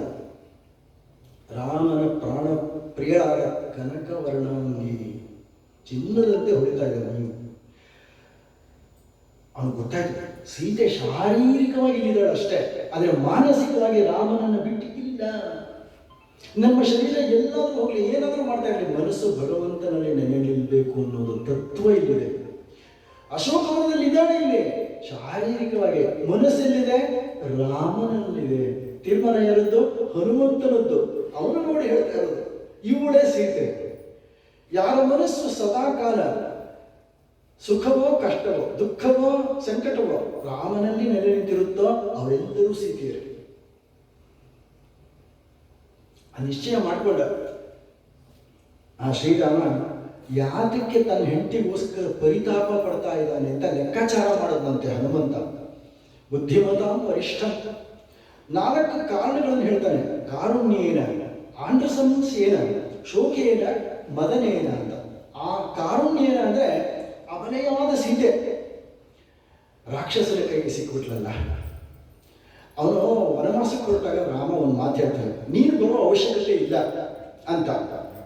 ಆಗ ಸೀತೆ ಹೇಳ್ತಾಳೆ, ನಿನಗೆ ನನ್ನನ್ನು ರಕ್ಷಣೆ ಮಾಡೋಕ್ಕಾಗಲ್ವಾ, ನೀನು ಗಂಡಸಲ್ವಾ ಅಂತ ಕೇಳ್ಬಿಟ್ರು. ನೀನು ಗಂಡಸಲ್ವಾ ಅಂತ ಕೇಳ್ಬಿಟ್ರು. ಬಾ ಕರ್ಕೊಂಡ್ಬಂದ. ನೀನೇನು ಮಾಡ್ತಾನೆ? ಕರ್ಕೊಂಡ್ಬಂದ. ಈಗ ಅದು ನೆನಪಾಗ್ತಾ ಇದೆ. ಅಯ್ಯೋ ಕಾರುಣ್ಯ, ಅವನೇ ಆಗ್ಬಿಟ್ಲಲ್ಲ, ನಾನಿದ್ದು ರಕ್ಷಣೆ ಕೊಡಕ್ಕಾಗ್ಲಿಲ್ವಲ್ಲ. ಆಂಡ್ರಿಷನ್ಸ್ ಏನ, ನನ್ನನ್ನೇ ನಂಬಿದ್ದವಳನ್ನ ನಾನು ರಕ್ಷಣೆ ಕೊಡಲಾಗಿಲ್ಲ ಅಂದಮೇಲೆ, ನನ್ನ ಹೆಂಡತಿಗೆ ನಾನು ರಕ್ಷಣೆ ಕೊಡಲಿಲ್ಲ ಅಂದಮೇಲೆ, ನಾಳೆ ನಾನು ಪ್ರಜೆಗಳಿಗೆ ಯಾವ ರೀತಿ ರಕ್ಷಣೆ ಕೊಡಬಲ್ಲೆ? ತನ್ನ ಅಸಾಮರ್ಥ್ಯವನ್ನ ತೋಡ್ಕೊಡ್ತಾನೆ ದುಃಖ ರೂಪದಲ್ಲಿ. ಶೋಕೇನ ಕೈ ಹಿಡಿದವಳು ಅಗ್ನಿ ಸಾಕ್ಷಿಯಾಗಿ ಹೆಂಡತಿ. ನಾಳೆ ಜನಕ ಮಹಾರಾಜ ಕೇಳ್ತಾನೆ, ಎಲ್ಲಿ ನನ್ನ ಮಗಳು? ಕೌಸಲ್ಯ ಕೇಳ್ತಾಳೆ, ಎಲ್ಲಿ ನನ್ನ ಸೊಸೆ? ಏನಂತ ಹೇಳೋದು? ನಾ ಹೇಗೆ ಬದುಕಿರೋದು? ಶೋಕೇನ. ಮದನೇನ ಅತ್ಯಂತ ಪ್ರಿಯಳು ಸೀತೆ ರಾಮನಿಗೆ. ಹೇಗೆ? ಆತ್ಮಪ್ರಿಯತೆ. ಅದು ದೇಹದ ಸೆಳೆತದಿಂದ ಬಂದದ್ದಲ್ಲ, ಅರ್ಧನಾರೀಶ್ವರ ಸಂಬಂಧ. ಆ ರೀತಿಯಲ್ಲಿ ಮದನೇನ. ಆದ್ರಿಂದ ಶ್ರೀರಾಮ ಅಷ್ಟೊಂದು ದುಃಖ ಪಡ್ತಾ ಇದ್ದಾನೆ. ಅವನ ದುಃಖ ಹೇಗೆ ದಹಿಸ್ತಾ ಇದೆ ರಾಮನಿಗೆ ಅಂದ್ರೆ, ವಾಲ್ಮೀಕಿಗಳು ಹೇಳ್ತಾರೆ, ಅಗ್ನಿ ಪರ್ವತ ಲಾವಾರಸವನ್ನ ಕಾರ್ಕೊಳಕ್ಕಾಗದೆ ಆ ಲಾವಾರಸ ಅಗ್ನಿ ಪರ್ವತದೊಳಗೆ ತಾನೇ ಕುದಿತಾ ಇರುತ್ತಲ್ಲ, ಹಾಗೆ ರಾಮನ ದುಃಖ ಕುದಿತಾ ಇತ್ತಂತ ಹೊರಗೆ ತೋರಿಸ್ಕೊಳಕ್ಕಾಗ್ತಾ ಇಲ್ಲ. 10 ತಿಂಗಳ ಕಾಲ ಸೀತಾಮಾತೆ, 10 ತಿಂಗಳು. ಇಲ್ಲಿ ಒಂದು ವಿಚಾರ, ಕಾಯುವಿಕೆ ಅಂತ ಒಂದಿದೆ. ಆ ಕಾಯುವಿಕೆಗೆ 2, ಒಂದು ಶ್ರದ್ಧೆ ಇರಬೇಕು, ಒಂದು ಸಹನೆ ಇರಬೇಕು. ಅಂಥವ್ರು ಮಾತ್ರ ಕಾಯ್ತಾರೆ. ನಮಗೆ ಅದೆರಡೂ ಇಲ್ಲ ಅಂತ ಒಪ್ಕೊಂಡ್ಬಿಡೋಣ, ದೇವರಲ್ಲಿ ನನಗೆ ಆ ಶಕ್ತಿಯನ್ನು ಕೊಡು ಅಂತ ಪ್ರಾರ್ಥನೆ ಮಾಡ್ಕೊಳ್ಳೋಣ. ಏನು? ಶಬರಿನೂ ಕಾದ್ಲು, ಎಷ್ಟು? ಜೀವನ ಪರ್ಯಂತ ಕಾದ್ಲು. ಸೀತೆ ಎಷ್ಟು ಕಾದ್ಲು? 10 ತಿಂಗಳು ಕಾದಿದ್ದಾಳೆ. 10 ತಿಂಗಳಾಗಿದೆ ಅದನ್ನು. ಜೀವನ ಪರ್ಯಂತ ಕಾಯೋದಿದೆಯಲ್ಲ, ದೊಡ್ಡ ತಪಸ್ಸು. ಎಷ್ಟು ತಾಳ್ಮೆ ಬೇಕು. ಎಷ್ಟು ರಾಮಂದ್ರದಲ್ಲಿ ಒಂದು ನಿಮಿಷ ಪ್ರಸಾದ ಕೊಡೋದು ತಡ ಆಗಲಿ ಗೊತ್ತಾಗುತ್ತೆ. ಜನ ಹೋಗ್ತಿರ್ತಾರೆ, ನಿಧಾನಕ್ಕೆ ಹೋಗೋಣ, ಈಸ್ಕೊಳ್ಳೋಣ, ಪ್ರಸಾದ ಬಿಡಬಾರದು, ಎಲ್ಲಿ ಸಿಕ್ಕುತ್ತೆ, ಅಪರೂಪ, ಭಗವಂತನದು ಕೃಪೆ. ತಾಳ್ಮೆ ಇಲ್ಲ ನಮಗೆ. ಆ ಸಹನೆ, ಶ್ರದ್ಧೆ, ತಪಸ್ಸು ಶಬರಿದು. ಸೀತೆದು ಏನು? 15 ತಿಂಗಳಿಗೆಲ್ಲ ಅದು ಒಂದು ತಪಸ್ಸು. ಏನದು? ಭಗವದ್ ಭಕ್ತಿ ನಿಷ್ಠೆ. ರಾಮ ಬರ್ತಾನೆ, ನಿನ್ನನ್ನು ಕಾಪಾಡ್ತಾನೆ, ಕಾಯ್ತಾ ಇರ್ತೀನಿ. ನಮಗೆ ಯೋಗಕ್ಷೇಮಂ ವಹಾಮಿ ಅಹಂ. ಭಗವಂತ ಭರವಸೆ ಕೊಟ್ಟಿದ್ದಾನೆ, ನಮಗದು ಗೊತ್ತಾಗೋದೇ ಇಲ್ಲ. ನಮ್ಮ ಕಷ್ಟ ಬಂದಾಗ ಯಾರ್ಯಾರ್ದೋ ಕೈಕಾಲು ಕಟ್ತೀವಿ. ಜ್ಯೋತಿಷ್ಯರು ಅಂತ ಹೋಗ್ತಾರೆ, ಪ್ರಚಾರ ವಾಸ್ತುಪುರುಷ ಹತ್ರ ಹೋಗ್ತಾರೆ, ಅದೇನೋ ಯಂತ್ರ ಕಟ್ಟಿಸ್ಕೊಳ್ತಾರೆ. ರಾಮ ಎಂಬುವ 2 ಅಕ್ಷರದ ಮಹಿಮೆಯನು ಪಾಮರರು ತಾವೇನು ಬಲ್ಲಯ್ಯ. ಏನೇ ಕಷ್ಟ ಅಂತ ಸೀತೆ ಮಾಡಿದ್ದೇನೋ ಕಷ್ಟದಲ್ಲಿ ರಾಮ ಅಂತ, ವಿಭೀಷಣ ಮಾಡಿದ್ದೇನೋ ತನ್ನ ಕಷ್ಟದಲ್ಲಿ ರಾಮ ಅಂತ. ಅದಕ್ಕಿಂತ ದೊಡ್ಡ ಉಪಾಯ ಇನ್ನೊಂದಿಲ್ಲ. ಆದರೂ ಆಂಜನೇಯ ತೀರ್ಮಾನ ಮಾಡಿಕೊಂಡ, ಇವರಿಬ್ಬರು ಜೀವಂತ ಆಗಿರೋದಕ್ಕೆ ಕಾರಣವೇ ಇವರ ಈ ವಿರಹ ವೇದನೆ. ರಾಮ ನಾಳೆ ಸಿಗ್ತಾನೆ ಅಂತ ಸೀತೆ ಕಾಯ್ತಾ ಇದ್ದಾರೆ, ನಾಳೆ ಇವತ್ತು ಸೀತೆನ ಕಾಣಬಹುದೇನೋ ಅಂತ ರಾಮ. ಇವರಿಬ್ಬರು ಬದುಕಿರೋದೇ ವಿರಹ ವೇದನೆಯಲ್ಲಿ ಅಂತ ಆಂಜನೇಯ. ಸೀತಾದೇವಿಯನ್ನು ನೋಡ್ದ. ಹನುಮಂತರ ಭಕ್ತಿ ಎಷ್ಟಿದೆ ನೋಡಿ. ಒಂದು ಶ್ಲೋಕ ಹೇಳ್ತಾರೆ ವಾಲ್ಮೀಕಿ, ಅಸ್ಯಾ ದೇವ್ಯಾ ಯಥಾ ರೂಪಂ ಅಂಗ ಪ್ರತ್ಯಂಗ ಸೌಷ್ಠವಂ ರಾಮಸ್ಯ ಚ ಯಥಾ ರೂಪಂ ತಸ್ಯೇಯಂ ಅಸಿತೇಕ್ಷಣ. ಆ ರಾಮ ವರ್ಣನೆ ಮಾಡಿದ್ದ, ನನ್ನ ಸೀತೆ ಕಣ್ಣು ಹೇಗಿದೆ, ಮೂಗು ಹೇಗಿದೆ, ಬಾಯಿದೆ, ಅವಳ ಕತ್ತೆ ಹೇಗಿದೆ, ಅವಳ ಸೊಂಟ ಹೇಗಿದೆ, ನಡು ಹೇಗಿದೆ, ತೊಡೆ ಹೇಗಿದೆ, ಒಂದೂ ಬಿಡದೆ ಎಲ್ಲ ರೂಪ ವರ್ಣನೆ ಮಾಡಿಬಿಟ್ಟಿದ್ದ. ಈಗ ಅದನ್ನು ನೋಡ್ತಾ ಇದ್ದಾನೆ, ಆ ಸೌಂದರ್ಯವನ್ನು ನೋಡ್ತಾ ಇದ್ದಾನೆ. ಅವನಿಗೆ ಬಹಳ ಸಂತೋಷ ಆಯ್ತಂತೆ. ಅವನು ರಾಮನ ಮದುವೆಯನ್ನು ಮಿಸ್ ಮಾಡಿಕೊಂಡಿದ್ದ, ಯಾರು ಆಮಂತ್ರಣ ಕೊಟ್ಟಿರಲಿಲ್ಲ. ಅವನು ಆ ವಿವಾಹ ಮಹೋತ್ಸವದಲ್ಲಿ ಇವಳು ರಾಮನ ಪಕ್ಕ ಕೂತಿದ್ದ ಹಾಗೆ, ಇವಳ ಪಕ್ಕ ರಾಮ ಕೂತ ಹಾಗೆ, ಎಲ್ಲರೂ ಅಕ್ಷತೆ ಹಾಕ್ತಾ ಇರೋಗೆ ಆ ಇಬ್ಬರು ಚೆಲುವನ್ನು ನೋಡಿ ತೀರ್ಮಾನ ಮಾಡಿದ, ಆಹಾ ಇವಳ ರೂಪ ಎಷ್ಟು ಚೆನ್ನಾಗಿದೆ ಅಂದ್ರೆ ಈ ರೂಪ ರಾಮನಿಗೆ ಅನುರೂಪ. ರಾಮನ ಚೆಲುವು ಎಷ್ಟು ಚೆನ್ನಾಗಿದೆ ಅಂದ್ರೆ ಅವನ ರೂಪ ಈ ಸೀತೆಗೆ ಅನುರೂಪ. ತನ್ನ ಮನದಂಗಡದಲ್ಲಿ ಆ ನವ ದಂಪತಿಗಳನ್ನು ಕಲ್ಪಿಸಿಕೊಂಡು ಮಾನಸ ಪೂಜೆಯನ್ನು ಸಮರ್ಪಣೆ ಮಾಡ್ತಾನೆ. ನಾವು ಎಷ್ಟೋ ಸರಿ ರಾಮಂದ್ರ ಬರ್ತೀವಿ, ರಾಮಸ್ವಾಮಿ ಪಕ್ಕ ನೋಡ್ತೀವಿ, ನಮಗೆ ಭಾವನೆಗಳೇ ಬರಲ್ಲ. ಬರ್ಬೇಕಂದ್ರೆ ರಾಮಾಯಣ ನೋಡಿರ್ಬೇಕಷ್ಟೇ, ಆಗ ನಾವು ಆ ಭಕ್ತಿಯ ಭಾವ ಉಕ್ಕಿ ಇರುತ್ತೆ. ಹಾಗಾಗಿ ವಾಲ್ಮೀಕಿಗೆ ಸಾಷ್ಟಾಂಗ ನಮಸ್ಕಾರ. ಅಂತೂ ನಿಶ್ಚಯ ಮಾಡ್ತಾನೆ, ಸೀತೆಯ ಮನಸ್ಸು ರಾಮನಲ್ಲಿದೆ, ರಾಮನ ಮನಸ್ಸು ಸೀತೆಯಲ್ಲಿದೆ, ಅದರಿಂದ ಇಬ್ರು ಜೀವಂತ ಇದ್ದಾರೆ ಅಂತ. ದುಃಖಮಯವಾದ ಪ್ರಪಂಚ. ಕೃಷ್ಣ ಭಗವಂತ ಹೇಳ್ತಾನೆ, ಪ್ರಪಂಚ ಅಂದ್ರೆ ದುಃಖಾಲಯ. ನೀನು ಒಂದು ಕೆಲಸ ಮಾಡು, ಈ ದುಃಖಾಲಯದಲ್ಲಿ ಬದುಕಿರಬೇಕು. ರಾಮ ರಾಮ ರಾಮ. ವಿಭೀಷಣ ಮಾಡಿದ್ದಾರೆ. ಇಡೀ ಲಂಕೆಯಲ್ಲಿ ಅವನಿಗೆ ಯಾರೂ ಸಂಗಾತಿಗಳಿಲ್ಲ. ಇಡೀ ಲಂಕೆ ಒಂದು ಕೆಸರು, ಅದರಲ್ಲಿ ಒಂದೇ ಒಂದು ಕಮಲ ವಿಭೀಷಣ. ಅವನಿಗೆ ಯಾರೂ ಸಂಗಾತಿಗಳಿಲ್ಲ. ಆದರೆ ಅವನ ಸಂಗಾತಿ ರಾಮ ನಾಮ. ರಾಮ ರಾಮ ಅಂತಿದ್ದ. ಹನುಮಂತ ಬಂದಾಗ ಲಂಕಾ ಪ್ರವೇಶ ಮಾಡಿದಾಗ ಅವನಿಗೆ ಎಲ್ಲೋ ಕಿವಿಗೆ ಶಬ್ದ ಬಿತ್ತು, ಯಾರೋ ರಾಮ ರಾಮ ಅಂತಿದಾರ. ಬಂದಾಗ ಯಾರಿಗೂ ನೋಡೋಣ. ಆ ವಿಭೀಷಣನ ಭಕ್ತಿ ಎಷ್ಟಿದೆ ನೋಡಿ. ಹನುಮಂತ ಒಬ್ಬ ಬ್ರಾಹ್ಮಣ ವಿಷ್ಣು ನಿಂತ್ಕೊಂಡ ವಿಭೀಷಣ ಮನೆಯಲ್ಲಿ. ವಿಭೀಷಣ ನೋಡಿದ ತಕ್ಷಣ ಯಾರೋ ರಾಮನ ಭಕ್ತರು ಬಂದುಬಿಟ್ರು ಅಂದ. ಯಾರೋ ರಾಮನ ಭಕ್ತ ಬಂದಿದ್ದಾರೆ, ಹೋಗಿ ದೊಡ್ಡ ಸಾಷ್ಟಾಂಗ ನಮಸ್ಕಾರ ಮಾಡಬೇಕು. ಯಾರಪ್ಪ ನೀನು ಮಹನೀಯ ಅಂತ ಕೇಳ್ತಾನೆ. ಹನುಮಂತನಿಗೆ ಆಶ್ಚರ್ಯ ಆಯ್ತು. ನಿಜ ರೂಪವನ್ನು ತೋರಿಸಬಲ್ಲೆ, ನಾನು ನಿಜವಾಗಿಯೂ ರಾಮನ ದೂತನೇ. ಸತ್ಸಂಗ ನೋಡಿ, ಯಾವಾಗ ವಿಭೀಷಣನ ಸತ್ಸಂಗ ಹನುಮಂತನಿಗೆ ಸಿಕ್ತೋ, ಹನುಮಂತನಿಗೆ ಸೀತೆ ಸಿಕ್ಕಿದ್ರು. ಹೇಗಿದೆ ನೋಡಿ. ಒಂದು ಭಗವಂತನ ದರ್ಶನಕ್ಕೆ ಬೇಕಾದ ಸಾಧನ ಸೋಪಾನ ಯಾವುದು? ಸತ್ಸಂಗ. ಸತ್ಸಂಗತ್ವೇ ನಿಸ್ಸಂಗತ್ವಂ, ನಿಸ್ಸಂಗತ್ವೇ ನಿರ್ಮೋಹತ್ವಂ, ನಿರ್ಮೋಹತ್ವೇ ನಿಶ್ಚಲತತ್ವಂ, ನಿಶ್ಚಲತತ್ವೇ ಜೀವನ್ ಮುಕ್ತಿ. ಸತ್ಸಂಗ ಅನ್ನೋದು ಜೀವನ್ ಮುಕ್ತಿಯನ್ನು ಕೊಡುತ್ತೆ. ರಾಮಾಯಣ ಅದನ್ನೇ ಹೇಳ್ತಾರೆ. ಇಷ್ಟಾಗುವಾಗ ಸಂತೋಷ ಪಡ್ತಾ ಇದ್ದಾನೆ. ರಾವಣ ಬರಬೇಕಾ? ತನ್ನ ಸಂತೋಷ ಕಡ್ಡಿ ಆಯ್ತು. ರಾವಣ ಬಂದ.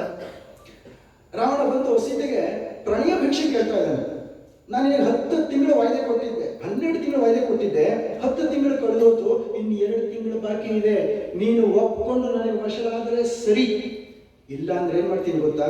ನಿನ್ನ ತುಂಡು ತುಂಡು ಕತ್ತರಿಸಿ ನಿನ್ನ ಮಾಂಸವನ್ನ ಬ್ರೇಕ್ಫಾಸ್ಟ್ ಉಪಯೋಗಿಸ್ತೀನಿ, ಬೆಳಗಿನ ಉಪಹಾರ ತಗೊಂಡ್ಬಿಡ್ತೀನಿ. ಹೆದರ್ಸ್ತ ಧಮಕಿ ಹಾಕಿದ. ಸೀತೆ ನಕ್ಕಳು. ಒಂದು ಹುಲ್ಕಡ್ಡಿಯನ್ನ ಮಧ್ಯೆ ಇಟ್ಲಂತೆ. ಯಾಕಂದ್ರೆ ಪರಪುರುಷನ ಜೊತೆ ನೇರವಾಗಿ ಮಾತಾಡಬಾರ್ದು ಅಂತೆ, ಅದು ಪತಿವ್ರತ ಧರ್ಮ. ಒಂದು ಹುಲ್ಕಡ್ಡಿಯನ್ನು ಇಟ್ಲಂತೆ, ಮಾತಾಡ್ಬೇಕಲ್ಲ. ಅವನಿಗದು ಗೊತ್ತಾಗಲಿಲ್ಲ. ಅವನು ಹೇಳ್ದ, ಆಮಿಷ ಓದಿದ, ಹೆದರಿಸಿದ. ಸೀತೆ ಬಗ್ಗಲಿಲ್ಲ. ಸ್ವಲ್ಪ ಲಂಚ ಕೊಡೋಣ ಅಂತ ನೋಡಿದ. ಲಂಕೆನ ನಿಂಗೆ ಕೊಟ್ಬಿಡ್ತೀನಿ, ಇಡೀ ಭೂಮಂಡಲವನ್ನು ನಿನ್ನ ತಂದೆ ಜನಕರಿಗೆ ಕೊಡ್ತೀನಿ ಬಳುವಳಿಯಾಗಿ. ಮಂಡೋದರಿ ಸಹಿತ ನನ್ನ ಎಲ್ಲ ರಾಣಿಯರನ್ನು ನಿನಗೆ ದಾಸಿಯರನ್ನಾಗಿ ಮಾಡ್ತೀನಿ, ನನ್ನನ್ನು ಒಪ್ಕೋ ಅಂದ. ಇನ್ನೊಂದು ಹೇಳ್ದ ಸೀತೆಯನ್ನು ಎದುರಿಸೋದಕ್ಕೆ. ರಾಮ ಕಾಡಾಡಿ ಇಷ್ಟವರೆಗೆ ಅವನು ಬದುಕಿರುವುದು ಖಂಡಿತ ಸಾಧ್ಯ ಇಲ್ಲ. ಯಾವುದಾದ್ರೂ ಕ್ರೂರ ಮೃಗ ಕಾಡಲ್ಲಿ ಅವನ್ನ ತಿಂದು ತೆಗಿರುತ್ತೆ. ಆದ್ರಿಂದ ನಿನಗೆ ಯಾರೂ ಗತಿ ಇಲ್ಲ, ನಾನೇ ನಿನಗೆ ಗತಿ, ನನ್ನನ್ನು ಒಪ್ಕೋ ಅಂತ. ಎಂತ ನಿಜ ನೋಡಿ. ಆಗ ಶಕ್ಯಾಲೋಭಯಿತು ನಾಹಂ ಐಶ್ವರ್ಯೇಣ ಧನೇರವ. ಕಲಿಯುಗದಲ್ಲಿ ಈಗ ಪ್ರತಿಯೊಬ್ಬರು ಈ ಶ್ಲೋಕ ಗಮನಿಸಬೇಕು.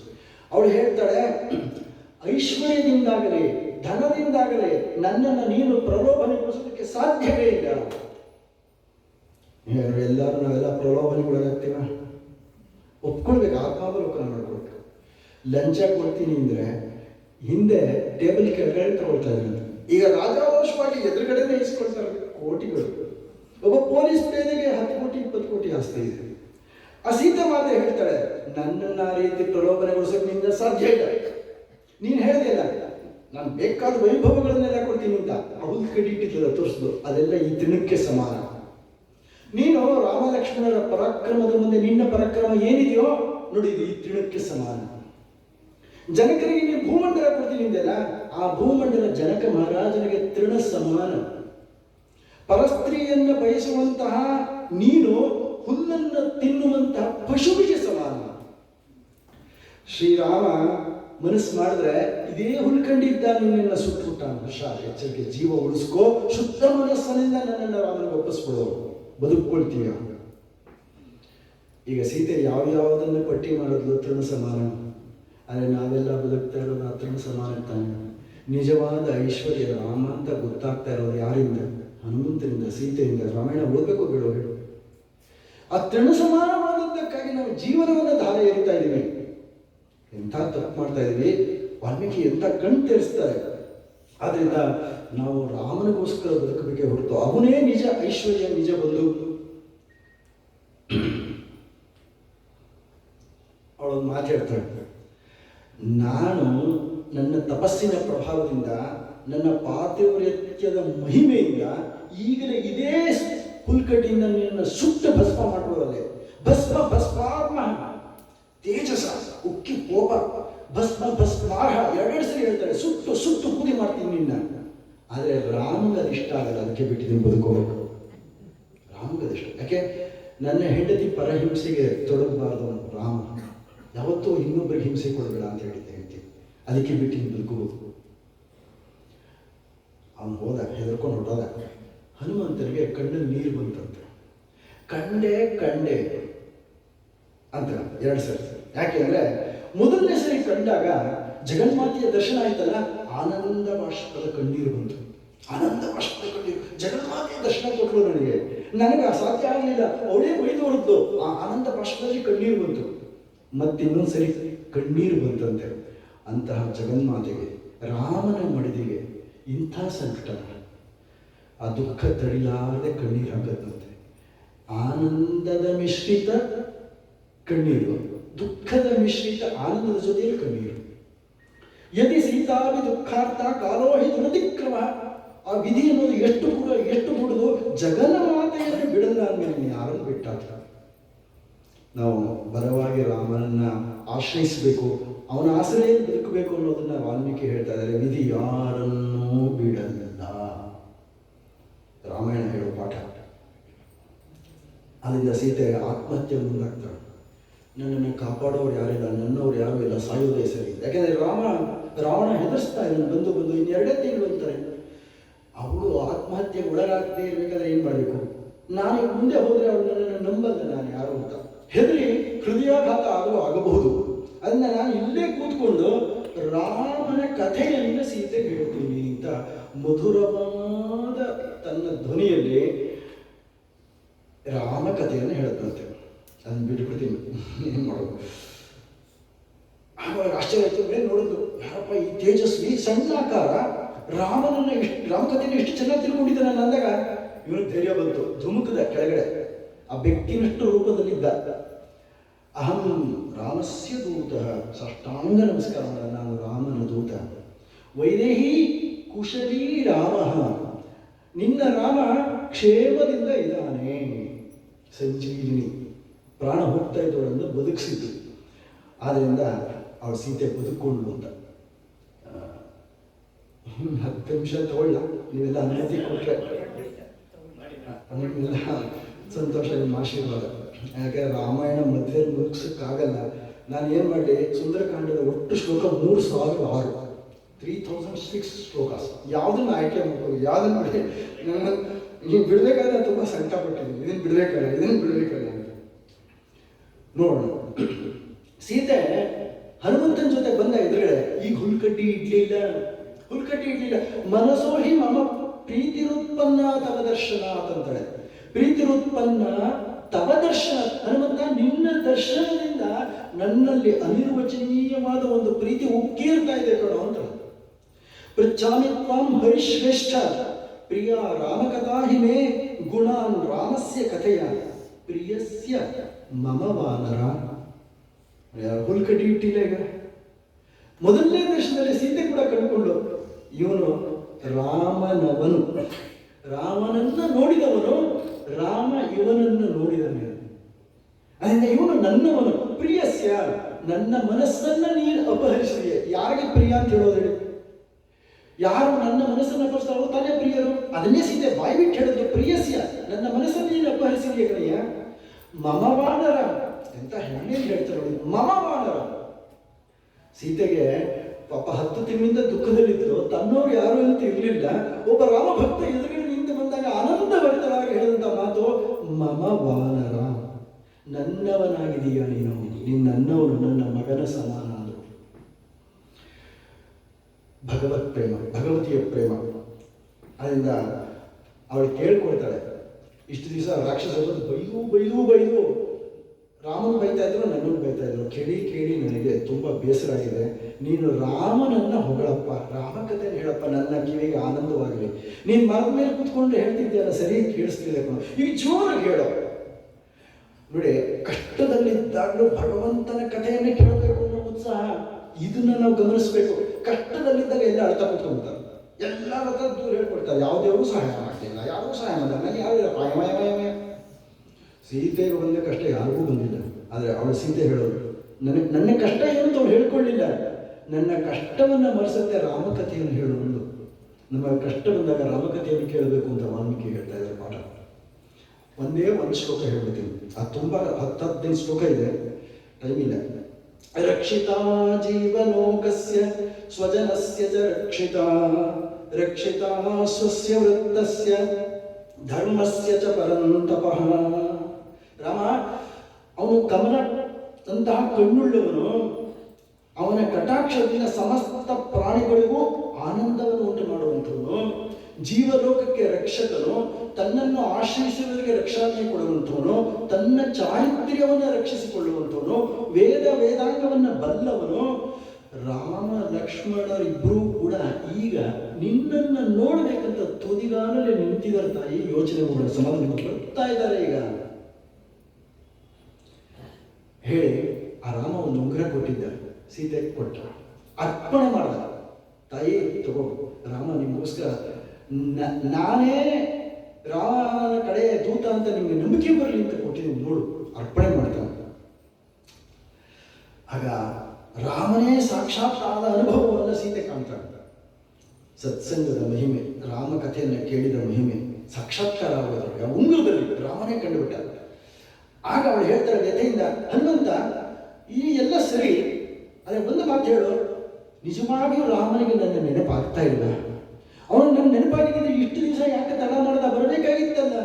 ಅಲ್ಲಿಂದಲೇ ಎಲ್ಲಿಂದನೋ ಅಲ್ಲಿಂದಲೇ ಒಂದು ಬಾಣನಾದರೂ ಬಿಡಬಹುದಾಗಿತ್ತಲ್ಲ. ನನ್ನ ಕಡೆ ಗಮನ ಇಲ್ವಾ?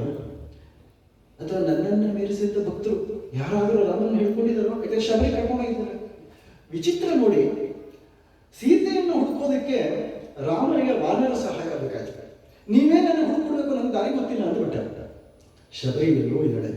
ಶಬರಿ ಹುಡುಕೊಡಿ ಅಂತ, ನಿಮಗೆ ಶಬರಿ ಹುಡುಕೊಡಿ ಅಂತ ಅವ್ನು ಯಾರನ್ನೂ ಕೇಳಲಿಲ್ಲ. ಭಕ್ತ ಪರಾಧೀನ, ಯಾರನ್ನೂ ಕೇಳಲಿಲ್ಲ, ಅವನಿಗೆ ಹುಡುಕೊಂಡು ಹೋಗ್ತಾ. ಅಂಥವ್ರು ಯಾರಾದರೂ ರಾಮನ ಹಿಡ್ಕೊಂಡಿದ್ದಾರೇನೋ? ನನ್ಗೆ ಯಾಕೆ ವ್ಯಥೆ, ನನ್ನ ಕಡೆ ಯಾಕೆ ರಾಮ ಬರ್ತಾ ಇಲ್ಲ ಕೇಳಿದಾಗ ಹೇಳ್ತಾನೆ, ನೈವ ದಂಶಾನ್ನ ಮಶಕಾನ್ನ ಕೀಟಾನ್ನ ಸರೀಸೃಪಾನ್ ರಾಘವೋಪನಯೋದ್ಧಾತ್ರಾತ್ವದ್ಗತೇನಾಂತರಾತ್ಮನ. ಕಣ್ಣೀರು ಬರುತ್ತೆ. ರಾಮ ಎಷ್ಟು ದುಃಖ ಪಡ್ತಾ ಇದ್ದಾನೆ ಅಂದ್ರೆ, ಅವನ ಮೈ ಮೇಲೆ ನೊಣಗಳು ಕೂತಿದೆ, ಸೊಳ್ಳೆಗಳು ಕೂತಿದೆ, ಹಾವುಗಳೆಲ್ಲ ಹರಿದಾಡ್ತಾ ಇದೆ, ಕ್ರಿಮಿಕೀಟಗಳು ಅವನನ್ನು ಕಚ್ಚುತ್ತಾ ಇದೆ. ಅದರ ಕಡೆ ಗಮನನೇ ಇಲ್ಲ, ಅದನ್ನು ಓಡಿಸ್ತಾನೆ ಇಲ್ಲ. ತನ್ನ ಯೋಚನೆಯಲ್ಲೇ ಮಗ್ನನಾಗಿದ್ದಾನೆ, ನಿದ್ರೆನೇ ಮಾಡ್ತಾ ಇಲ್ಲ. ಜೋಪು ಬಂದಂಗೆ ಆಗುತ್ತೆ. ಆಗ ತಕ್ಷಣ ಸೀತಾ ಸೀತಾ ಸೀತಾ ಎದ್ದು ಬಿಡ್ತಾನೆ. ಸದಾ ನಿನ್ನ ಚಿಂತನೆಯಲ್ಲೇ ಮಗ್ನನಾಗಿದ್ದಾನಮ್ಮ. ನಿನ್ನ ಸಂಕಟ ನಾನು ನೋಡ್ಲಾರೆ, ನೋಡು ನನ್ನ ರೂಪ ಅಂತ ಭರತ ರೂಪ ತಗೊಂಡ. ಬಾ ನನ್ನ ಬೆನ್ನ ಮೇಲೆ ಕೂತ್ಕೋ, ನೀನೇ ಕರ್ಕೊಂಡೋಗಿ ಸೀತಾ ಮುಂದೆ ರಾಮನ ಮುಂದೆ ಬಿಟ್ಬಿಡ್ತೀನಿ, ಯಾಕೆ ದುಃಖ ಪಡ್ತೀಯ? ನನಗೇನು ದೊಡ್ಡ ಕೆಲಸವೇ ಅಲ್ಲ, ದೊಡ್ಡ ರೂಪ ತೋರಿಸ್ಬಿಟ್ಟ. ರಾಮನ ಬಳಿಗೆ ನೀನು ಸೇರಿಸ್ತೀನಿ ಇಂದ. ಸೀತೆ ಹೇಳ್ತಾರೆ, ಪತಿಭಕ್ತಿಯೇ ಶ್ರೇಷ್ಠವಾಗಿರುವಾಗ ನಾನು ಪರಪುರುಷನನ್ನು ಮುಟ್ಟಲ್ಲ. ಏನ್ ತತ್ವ? ಮಮವಾನರ ನನ್ನ ಮಗನ ಸಮಾನ ಅಂದಮೇಲೆ ಇದ್ಯಾಕೆ ಇಂಥ ಮಾತು ಅಂತಂದ್ರೆ, ಇದೇ ಬೇರೆ. ಏನ್ ಬೇರೆ? ರಾಮನೇ ಇಲ್ಲಿಗೆ ಬಂದು ರಾವಣನನ್ನು ಕೊಂದು ನನ್ನನ್ನು ಕರ್ಕೊಂಡು ಹೋಗ್ಬೇಕು. ಯಾಕೆ? ಸಂಸಾರ ಬಂಧನವನ್ನು ಬಿಡಿಸುವಂತಹ ಶಕ್ತಿ ಭಗವಂತನಿಗೆ ಮಾತ್ರ, ಬೇರೆ ಯಾರಿಲ್ಲ. Point number 1. ಪಾಯಿಂಟ್ ನಂಬರ್ 2, ಏಕಭಕ್ತಿರು ವಿಶಿಷ್ಯತೆ ಅಂತ ಗೀತೆಯಲ್ಲಿ. ಒಂದು ದೈವವನ್ನು ನನ್ನ ಕಷ್ಟಕ್ಕಾಗಿ, ನನ್ನ ಸಂಕಟಕ್ಕಾಗಿ, ನನ್ನ ಏಳಿಗೆಗಾಗಿ, ನನ್ನ ಉನ್ನತಿಗಾಗಿ ಯಾವ ದೈವವನ್ನು ನಂಬುತ್ತೀನೋ ಅಲ್ಲಿ ನಿಷ್ಠೆ ಬರವಾಗಿರಬೇಕು. ಇನ್ನೊಬ್ಬ ದೈವ ಬಂದು ನಾನು ಕಾಪಾಡ್ತೀನಿ, ಬೇಕಾಗಿಲ್ಲ, ನಿನಗೆ ನಮಸ್ಕಾರ ಮಾಡ್ತೀನಿ, ನಿನಗೆ ಪೂಜೆ ಮಾಡ್ತೀನಿ, ಆದರೆ ನನ್ನ ಇಷ್ಟ ದೈವ ಬೇಕಾದರೆ ಕಾಪಾಡಲಿ, ಇಲ್ಲಾಂದರೆ ಬಿಡಲಿ. ನನ್ನ ರಾಮ ಬೇಕಾದರೆ ಕಾಪಾಡಲಿ, ರಾಮ ಬೇಕಾದರೆ ನನ್ನನ್ನು ಉಳಿಸ್ಕೊಳ್ಳಿ, ಅವನಿಗೆ ಬೇಡವಾದರೆ ನನ್ನನ್ನು ಅಳಿಸಿ ಹಾಕಲಿ. ಏಕಭಕ್ತಿರು ವಿಶೇಷ. ಗಂಟೆಗೊಂದ್ಸತಿ ದೇವರನ್ನ ಚೇಂಜ್ ಮಾಡ್ತಾರೆ. ಅದಕ್ಕೆ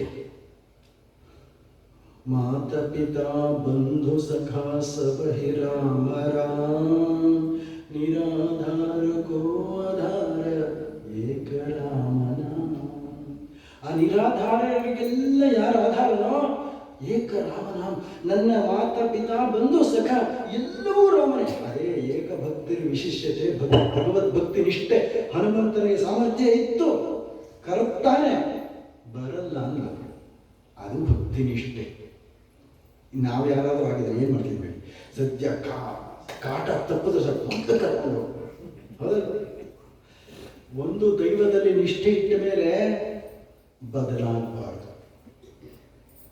ಅವ್ರು ಹೇಳ್ತಾರೆ, ನೀನು ಬೇಗ ಹೋಗಿ ರಾಮಲಕ್ಷ್ಮಣನ ಕರ್ಕೊಂಡು ಬಾ ಅಂದ್ರೇನು? ಒಬ್ಬ ಬ್ರಹ್ಮಜ್ಞಾನಿಗೆ ಮಾತ್ರ ಭಗವಂತನ ಕರ್ಕೊಂಡ್ಬರೋಕೆ ಸಾಮರ್ಥ್ಯ ಇದೆ, ಇನ್ಯಾರಿಗಾಗಲ್ಲ. ಆ ಜವಾಬ್ದಾರಿಯನ್ನು ಹನುಮಂತನಿಗೆ ಕೊಟ್ಟರು. ನೆನಪು ಮಾಡ್ಕೊಳ್ಳಿ, ತ್ಯಾಗರಾಜರ ಮನೆಗೆ ರಾಮ ಸೀತೆಯನ್ನು ಕರ್ಕೊಂಡು ಹೋಗಿದ್ದು ಇದೇ ಹನುಮಂತ.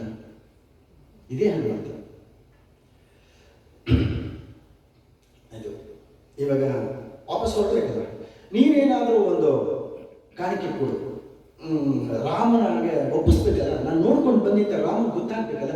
ಏನಾದರೂ ಇಸ್ಕೊಂಬಂತ ರಾಮ ಹೇಳಿಲ್ಲ, ಏನಾದರೂ ಕೊಡ್ತೀನಿ ನಿಮಗೆ ಅಂತ ಸೀತೆನೂ ಹೇಳಲಿಲ್ಲ. ಬುದ್ಧಿಮತ ವರಿಷ್ಠಂ ಕೇಳಿದ್ರು, ಏನಾದರೂ ಒಂದು ನೆನಪಿನ ಕಾಣಿಕೆ ಕೊಡಮ್ಮ ತಾಯಿ, ರಾಮನಿಗೆ ತೋರಿಸ್ಬೇಕು. ನಾನು ಚೂಡಾಮಣಿಯನ್ನು ಕೊಟ್ಟ, ಸೀತೆ ಕೊಟ್ಟರು. ಆ ಚೂಡಾಮಣಿಯ ಒಂದು ವಿಶೇಷತೆ, ಸಮುದ್ರ ಮಥನಕಾಲದಲ್ಲಿ ಹುಟ್ಟಿದ್ದಂಥದ್ದು. ದೇವತೆಗಳ ಹತ್ರ ಇತ್ತು, ದೇವತೆಗಳನ್ನ ದಿನ ಪೂಜೆ ಮಾಡ್ತಾ ಇದ್ರು. ಆ ದೇವತೆಗಳು ಜನಕ ಮಹಾರಾಜ ಒಂದು ಯಜ್ಞ ಮಾಡಿದಾಗ ಅದನ್ನ ಬಳುವಳಿಯಾಗಿ ಜನಕ ಮಹಾರಾಜ ಕೊಟ್ಟರು. ಜನಕ ಮಹಾರಾಜ ತನ್ನ ಹೆಂಡತಿ ಸುನಯನಿಗೆ ಕೊಟ್ಟಿದ್ದು. ಸುನಯನ ಸೀತೆಯ ತಾಯಿ, ಜನಕರಾಜನ ಹೆಂಡತಿ. ರಾಮನ ವಿವಾಹ ಸಂದರ್ಭದಲ್ಲಿ ಸುನಯನ ಆ ಚೂಡಾಮಣಿಯನ್ನ ಅವಳಿಗೆ ತೋರಿಸಿದ್ಲು. ಅದು ಅವಳಿಗೆ ಅತ್ಯಂತ ಶೋಭಾಯಮಾನವಾಗಿತ್ತು. ಅದನ್ನೇ ಕೊಟ್ಲು, ಬೇರೆದೆಲ್ಲ ಬೇಕಷ್ಟಿತ್ತು, ಯಾವುದಕ್ಕೂ ಕೊಡದೆ ಇದನ್ನೇ ಕೊಟ್ಲು. ಯಾಕೆ ಅಂತಂದ್ರೆ ರಾಮನ ಮನಸ್ಸು ಕಲಿಬೇಕಲ್ಲ. ಆ ಚೂಡಾಮಣಿ ವಿಶೇಷ ಏನಂದ್ರೆ, ಪ್ರತಿದಿನ ಅಲಂಕಾರ ಮಾಡ್ಕೊಂಡ್ಮೇಲೆ ಆ ರಾಮನ ಹತ್ರ ಬರೋದಂತೆ.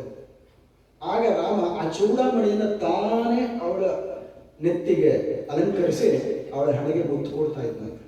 ಆಮೇಲೆ ರಾಜಕಾರಿ ಅಷ್ಟು ಪ್ರೀತಿ ತೋರಿಸ್ತಾ ಇದ್ನಲ್ಲ, ಆ ಪ್ರೀತಿ ಎಲ್ಲೋಯ್ತು ನೋಡಿ, ಸ್ವಲ್ಪ ಉಳ್ಕೊಳ್ಳಿ ಅಂತ ಅದನ್ನೇ ಕೊಟ್ಟ. ಇದು ಕೊಡೋ ರಾಜನ ಎಷ್ಟೋ ಆ ಸೀತೆ ಸಂಟ ನೋಡಿದ್ರು, ಹಂಗೆ ರೋಷ ಉಟ್ಕೊಬಿಡ್ತು ಹನುಮಂತನಿಗೆ. ರಾಕ್ಷಸರನ್ನೆಲ್ಲ ಧ್ವಂಸ ಮಾಡಿದಂತೆ, ಅಶೋಕವನ್ನ ಧ್ವಂಸ ಮಾಡಿದ ಹನುಮಂತ 80 ಕೋಟಿ ಸೈನ್ಯವನ್ನು ಸಾಯಿಸಿಬಿಟ್ಟ, 80,000 ಸೇನಾಪತಿಗಳನ್ನು ಸಾಯಿಸಿಬಿಟ್ಟ. ರಾವಣನ ಮಗ ಅಕ್ಷಯ ಕುಮಾರನನ್ನು ಸಾಯಿಸ್ತಾರೆ. ಇಂದ್ರಜಿತು ಬರಬೇಕಾಯ್ತು, ಸಾಕಾಯ್ತು ಇಂದ್ರಜಿತಿಗೆ. ಬ್ರಹ್ಮಾಸ್ತ್ರ ಬಿಟ್ಟ, ಬೇರೆ ದಾರಿ ಕಂಡಿಲ್ಲ.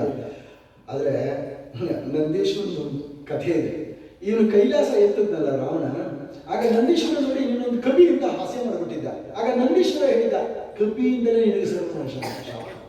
ಈಗ ಅದೇ ಕಪಿ ಸರ್ವನಾಶ ಮಾಡಕ್ಕೆ ಬಂದಿದ್ದ. ರಾವಣನಿಗೆ ತಲೆಗೆ ನೆನಪು ಬರಲಿಲ್ಲ ತನಗೆ ಶಾಪ ಏನಿದೆ ಅಂತ.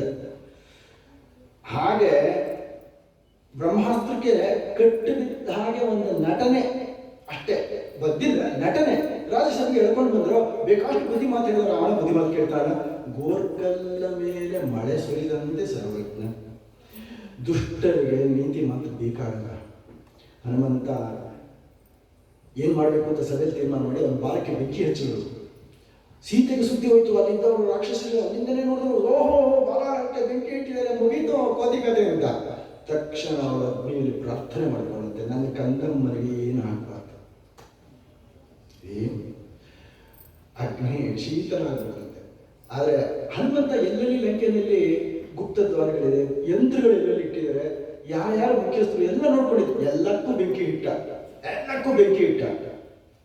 ಆಮೇಲೆ ವಾಪಸ್ ಬರಬೇಕಾದ್ರೆ ಮತ್ತೆ ಅಶೋಕನಕ್ಕೆ ಹೋಗಿ ಸೀತೆ ಕ್ಷೇಮವಾಗಿದ್ದಾನೆ ಅಂತ ಧೈರ್ಯ ತಂದುಕೊಂಡು ರಾಮನ ಹತ್ರ ಬಂದು ಚೂಡಾಮಣಿಯನ್ನು ಕೊಟ್ಟ ರಾಮನಿಗೆ. ಆ ರಾಮ ಅದೇನು ಸಂತೋಷ. ನಾನು ತುಂಬ ದೀನಾವಸ್ಥೆಯಲ್ಲಿದ್ದೀನಪ್ಪ, ನಿನಗೋಸ್ಕರ ನಾನು ಕೊಡೋಕೆ ನನ್ನ ಹತ್ರ ಏನಿಲ್ಲ, ನಾನು ದೀನ. ಆದರೆ ನಾನು ಕೊಡಬಹುದಾದದ್ದು ಏನು ಅಂದರೆ ಗಾಢವಾದ ಆಲಿಂಗನ. ನನ್ನ ಸೀತೆಗೆ ಮಾತ್ರ ಕೊಟ್ಟಿರೋದು, ಅದನ್ನು ನಾನು ನಿನಗೆ ಕೊಡ್ತೀನಿ ಅಂತ ಬಾಚಿ ಬಲವಾಗಿ ತಗೊಂಡು ನಂತೆ ರಾಮ. ಇದೊಂದೇ ನಾನು ನಿನಗೆ ಕೊಡೋಕ್ಕೆ ಸಾಧ್ಯ. ಬ್ರಹ್ಮಾನಂದವನ್ನು ಅನುಭವಿಸೋದು. ಅವತಾರ ಸಮಾಪ್ತಿ ಕಾಲದಲ್ಲಿ ರಾಮ ಹನುಮಂತನ ಕರೀತಾನೆ, ಎಲ್ಲರನ್ನೂ ಕರ್ಕೊಂಡು ಕೈವಲ್ಯಕ್ಕೆ ಹೋಗ್ತಾ ಇದ್ದೀನಿ, ನೀನು ಬಾಜುತ್ತಾ ಇದ್ದೀನಿ, ನೀನು ಬರ್ದೇ ಇದ್ರೆ ಹೇಗೆ? ಅಲ್ಲ, ನಾನು ಇರೋದೇ ಕೈವಲ್ಯದಲ್ಲಿ ಹಿಂದುಬಿಟ್ಟ. ಅದು ಹೇಗೆ ಅಂತ ರಾಮ ಕೇಳಿದ. ಅಲ್ಲ, ನೀನು ಅವತ್ತು ಬಾಚಿನೆಲ್ಲ ಬಲವಾಗಿ ತಪ್ಪಿಕೊಂಡಿಯಲ್ಲ, ಈ ದೇಹವೇ ಕೈವಲ್ಯ ಆಯ್ತಲ್ಲ. ಈ ಕೈವಲ್ಯದಲ್ಲಿ ನೀನು ಆತ್ಮಾರಾಮನಾಗಿ ನನ್ನಲ್ಲೇ ಇದೆಯಲ್ಲ, ನನಗೆ ಇನ್ಯಾವ ಕೈವಲ್ಯ ಬೇಕು? ಇಲ್ಲೇ ರಾಮ ರಾಮ ರಾಮ ಅಂತ ಇರ್ತೀನಿ. ಘನತತ್ವವೊಂದಕ್ಕೆ ದಿನ ರಾತ್ರಿ ಮನಸೋತು ನೆನೆಯದಿಂದನೆಲ್ಲವ ನೀಡುವುದರ ಅನುಸಂಧಿಯಲ್ಲಿ ಜೀವ ಭಾರವ ಮರೆಯುವುದು ಹನುಮಂತನುಪದೇಶ ಮಂಕುತಿಮ್ಮ. ತುಂಬ ಹೆಚ್ಚು ಸಮಯ ತಗೊಂಡು ನಿಮ್ಮೆಲ್ಲರ ಮನಸ್ಸನ್ನು ಆಯಾಸಗೊಳಿಸಿದ್ದೀನಿ, ದಯವಿಟ್ಟು ಕ್ಷಮಿಸಿ. ನನ್ನನ್ನು ಇಷ್ಟೊತ್ತು ತಾಳ್ಮೆಯಿಂದ ಸೇರಿದ್ದಕ್ಕೆ ನಿಮ್ಮೆಲ್ಲರಿಗೂ ಮತ್ತೆ ನನ್ನ ಭಕ್ತಿಪೂರ್ವಕವಾದ ಸಾಷ್ಟಾಂಗ ನಮಸ್ಕಾರ. ಈ ಸೇವೆ ಮಾಡೋದಕ್ಕೆ ಅವಕಾಶ ಮಾಡಿಕೊಟ್ಟಂಥ ನನ್ನ ಹಿರಿಯರಾದಂಥ ಗೋಪಾಲಕೃಷ್ಣ ಅವರು, ಸ್ವಾಮಿಯವರು, ನನ್ನ ಹಿರಿಯರು, ನನ್ನ ಗುರುಗಳಣ್ಣ, ನನ್ನ ಮೇಲೆ ತುಂಬ ಪ್ರೀತಿ. ನಾನು ತುಂಬ ಅಲ್ಪ, ನಾನು ಪಂಡಿತ ಅಲ್ಲ, ಸಂಸ್ಕೃತ ಓದಿದ್ದು. ನನಗೊಂದು ಅವಕಾಶ ಕೊಟ್ಟರು, ನನಗೆ ಆಶ್ಚರ್ಯ, ನನಗೆ ಯಾಕೆ ಕರೀತಾರೆ ಇಲ್ಲಿ ದೊಡ್ಡ ದೊಡ್ಡ ವಿದ್ವಾಂಸರು ಇದಕ್ಕಿಂತ. ನನ್ನ ಮೇಲೆ ಅವರಿಟ್ಟು ಪ್ರೀತಿ, ಅದಕ್ಕೆ ನ್ಯಾಯ ಒದಗಿಸಿದವರು ನಿಮಗೆ ಗೊತ್ತಿಲ್ಲ, ಅದು ನಿಮಗೆ ಬಿಟ್ಟಿದ್ದು.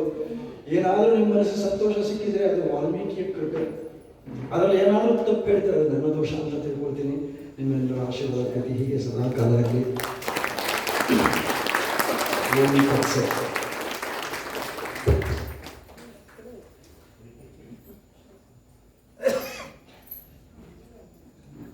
ವಿದ್ವಾನ್ ಶ್ರೀ ಪುರಂದರ ಶರಣರು ಸುಂದರಕಾಂಡವನ್ನು ಸುಂದರವಾಗಿ ವರ್ಣಿಸಿದ್ದಾರೆ.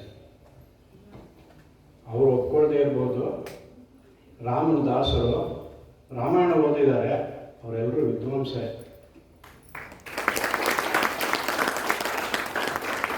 ರಾಮನ ದಯದಿಂದ ಕಪಿನೇ ಸುಂದರವಾದ, ಅದನ್ನು ನಮ್ಮ ಮುಂದೆ ತೆರೆದಿಟ್ಟಿದ್ದಾರೆ. ನಾವೆಲ್ಲರೂ ರಾಮ ಸೇವೆಯಲ್ಲಿ ಒಂದು ಸ್ವಲ್ಪ ತೊಡಗಿ ನಾವು ಸುಂದರರಾಗೋಣ. ಹನುಮಂತನ ಬಗ್ಗೆ ಡಿ ವಿ ಜಿ ಅವರು ಬಹಳ ಒಂದು ಇದನ್ನು ಹೇಳಿದ್ದಾರೆ. ಎಂಥ ನಮ್ಮ ಹನುಮಂತ ಘನತತ್ವ ಒಂದಕ್ಕೆ ದಿನರಾತ್ರಿ ಮನಸ್ಸೋತು ನೆನೆಯದೆ ಇನ್ನೊಂದರ ಅದರ ಅನುಸಂಧಾನದಲ್ಲಿ. ಅಂದರೆ ಒಂದು ತತ್ವನ ಅದನ್ನು ತಗೊಂಡ, ಅದಕ್ಕೋಸ್ಕರ ಅವನ ಜೀವನನೇ ಸಮರ್ಪಣೆ ಮಾಡಿದ. ಅಂಥ ಪುಣ್ಯಾತ್ಮ ಅವನ ಜೀವನ, ಅವನ್ನ ಎಷ್ಟು ಚೆನ್ನಾಗಿ ವರ್ಣಿಸಿದ್ದಾರೆ ನಮ್ಮ ಮುಂದೆ. ಈ ಉಪನ್ಯಾಸಗಳಲ್ಲಿ ಎಲ್ಲ ಉಪನ್ಯಾಸಕರೂ ತಪಸ್ವಿಗಳೇ. ಕಾರಣ ತಪ ಅಂದ್ರೆ 12 ವರ್ಷ ಅಂತ. ಒಬ್ಬೊಬ್ಬರು ಅನೇಕ ದಶಕಗಳ ಕಾಲ ರಾಮನ ಬಗ್ಗೆ ತಿಳ್ಕೊಳ್ತಾ, ರಾಮನ ಬಗ್ಗೆ ತಿಳಿಸ್ತಾ ನಮಗೆ ಅದನ್ನು ಧಾರೆ ಎಳೆದಿದ್ದಾರೆ. ಇಂಥ ಒಂದು ಅವಕಾಶ ನಮ್ಮೆಲ್ಲರೂ ಸಿಕ್ಕಿದ್ದು ನಮ್ಮ ಪುಣ್ಯವೇ.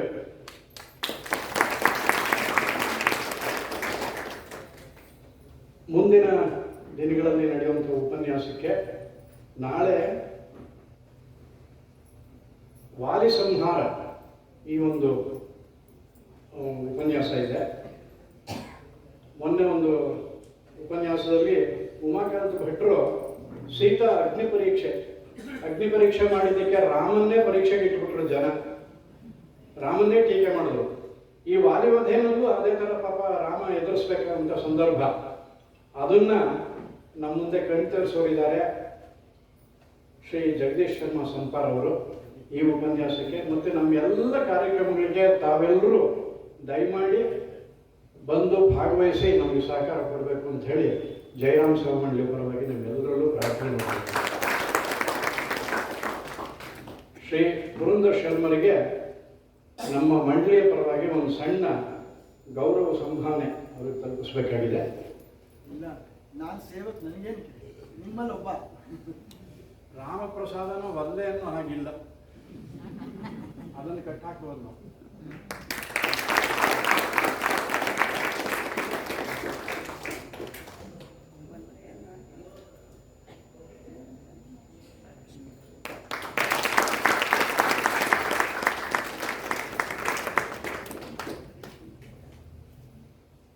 ದಯಮಾಡಿ ನಾಳೆ ಸಾಯಂಕಾಲ 5:30ಗೆ ಇಲ್ಲಿ ನಡೆಯುವಂಥ ಭಜನೆ ಕಾರ್ಯಕ್ರಮ, ನಂತರದ ಉಪನ್ಯಾಸ ಕಾರ್ಯಕ್ರಮ, ಇದರಲ್ಲಿ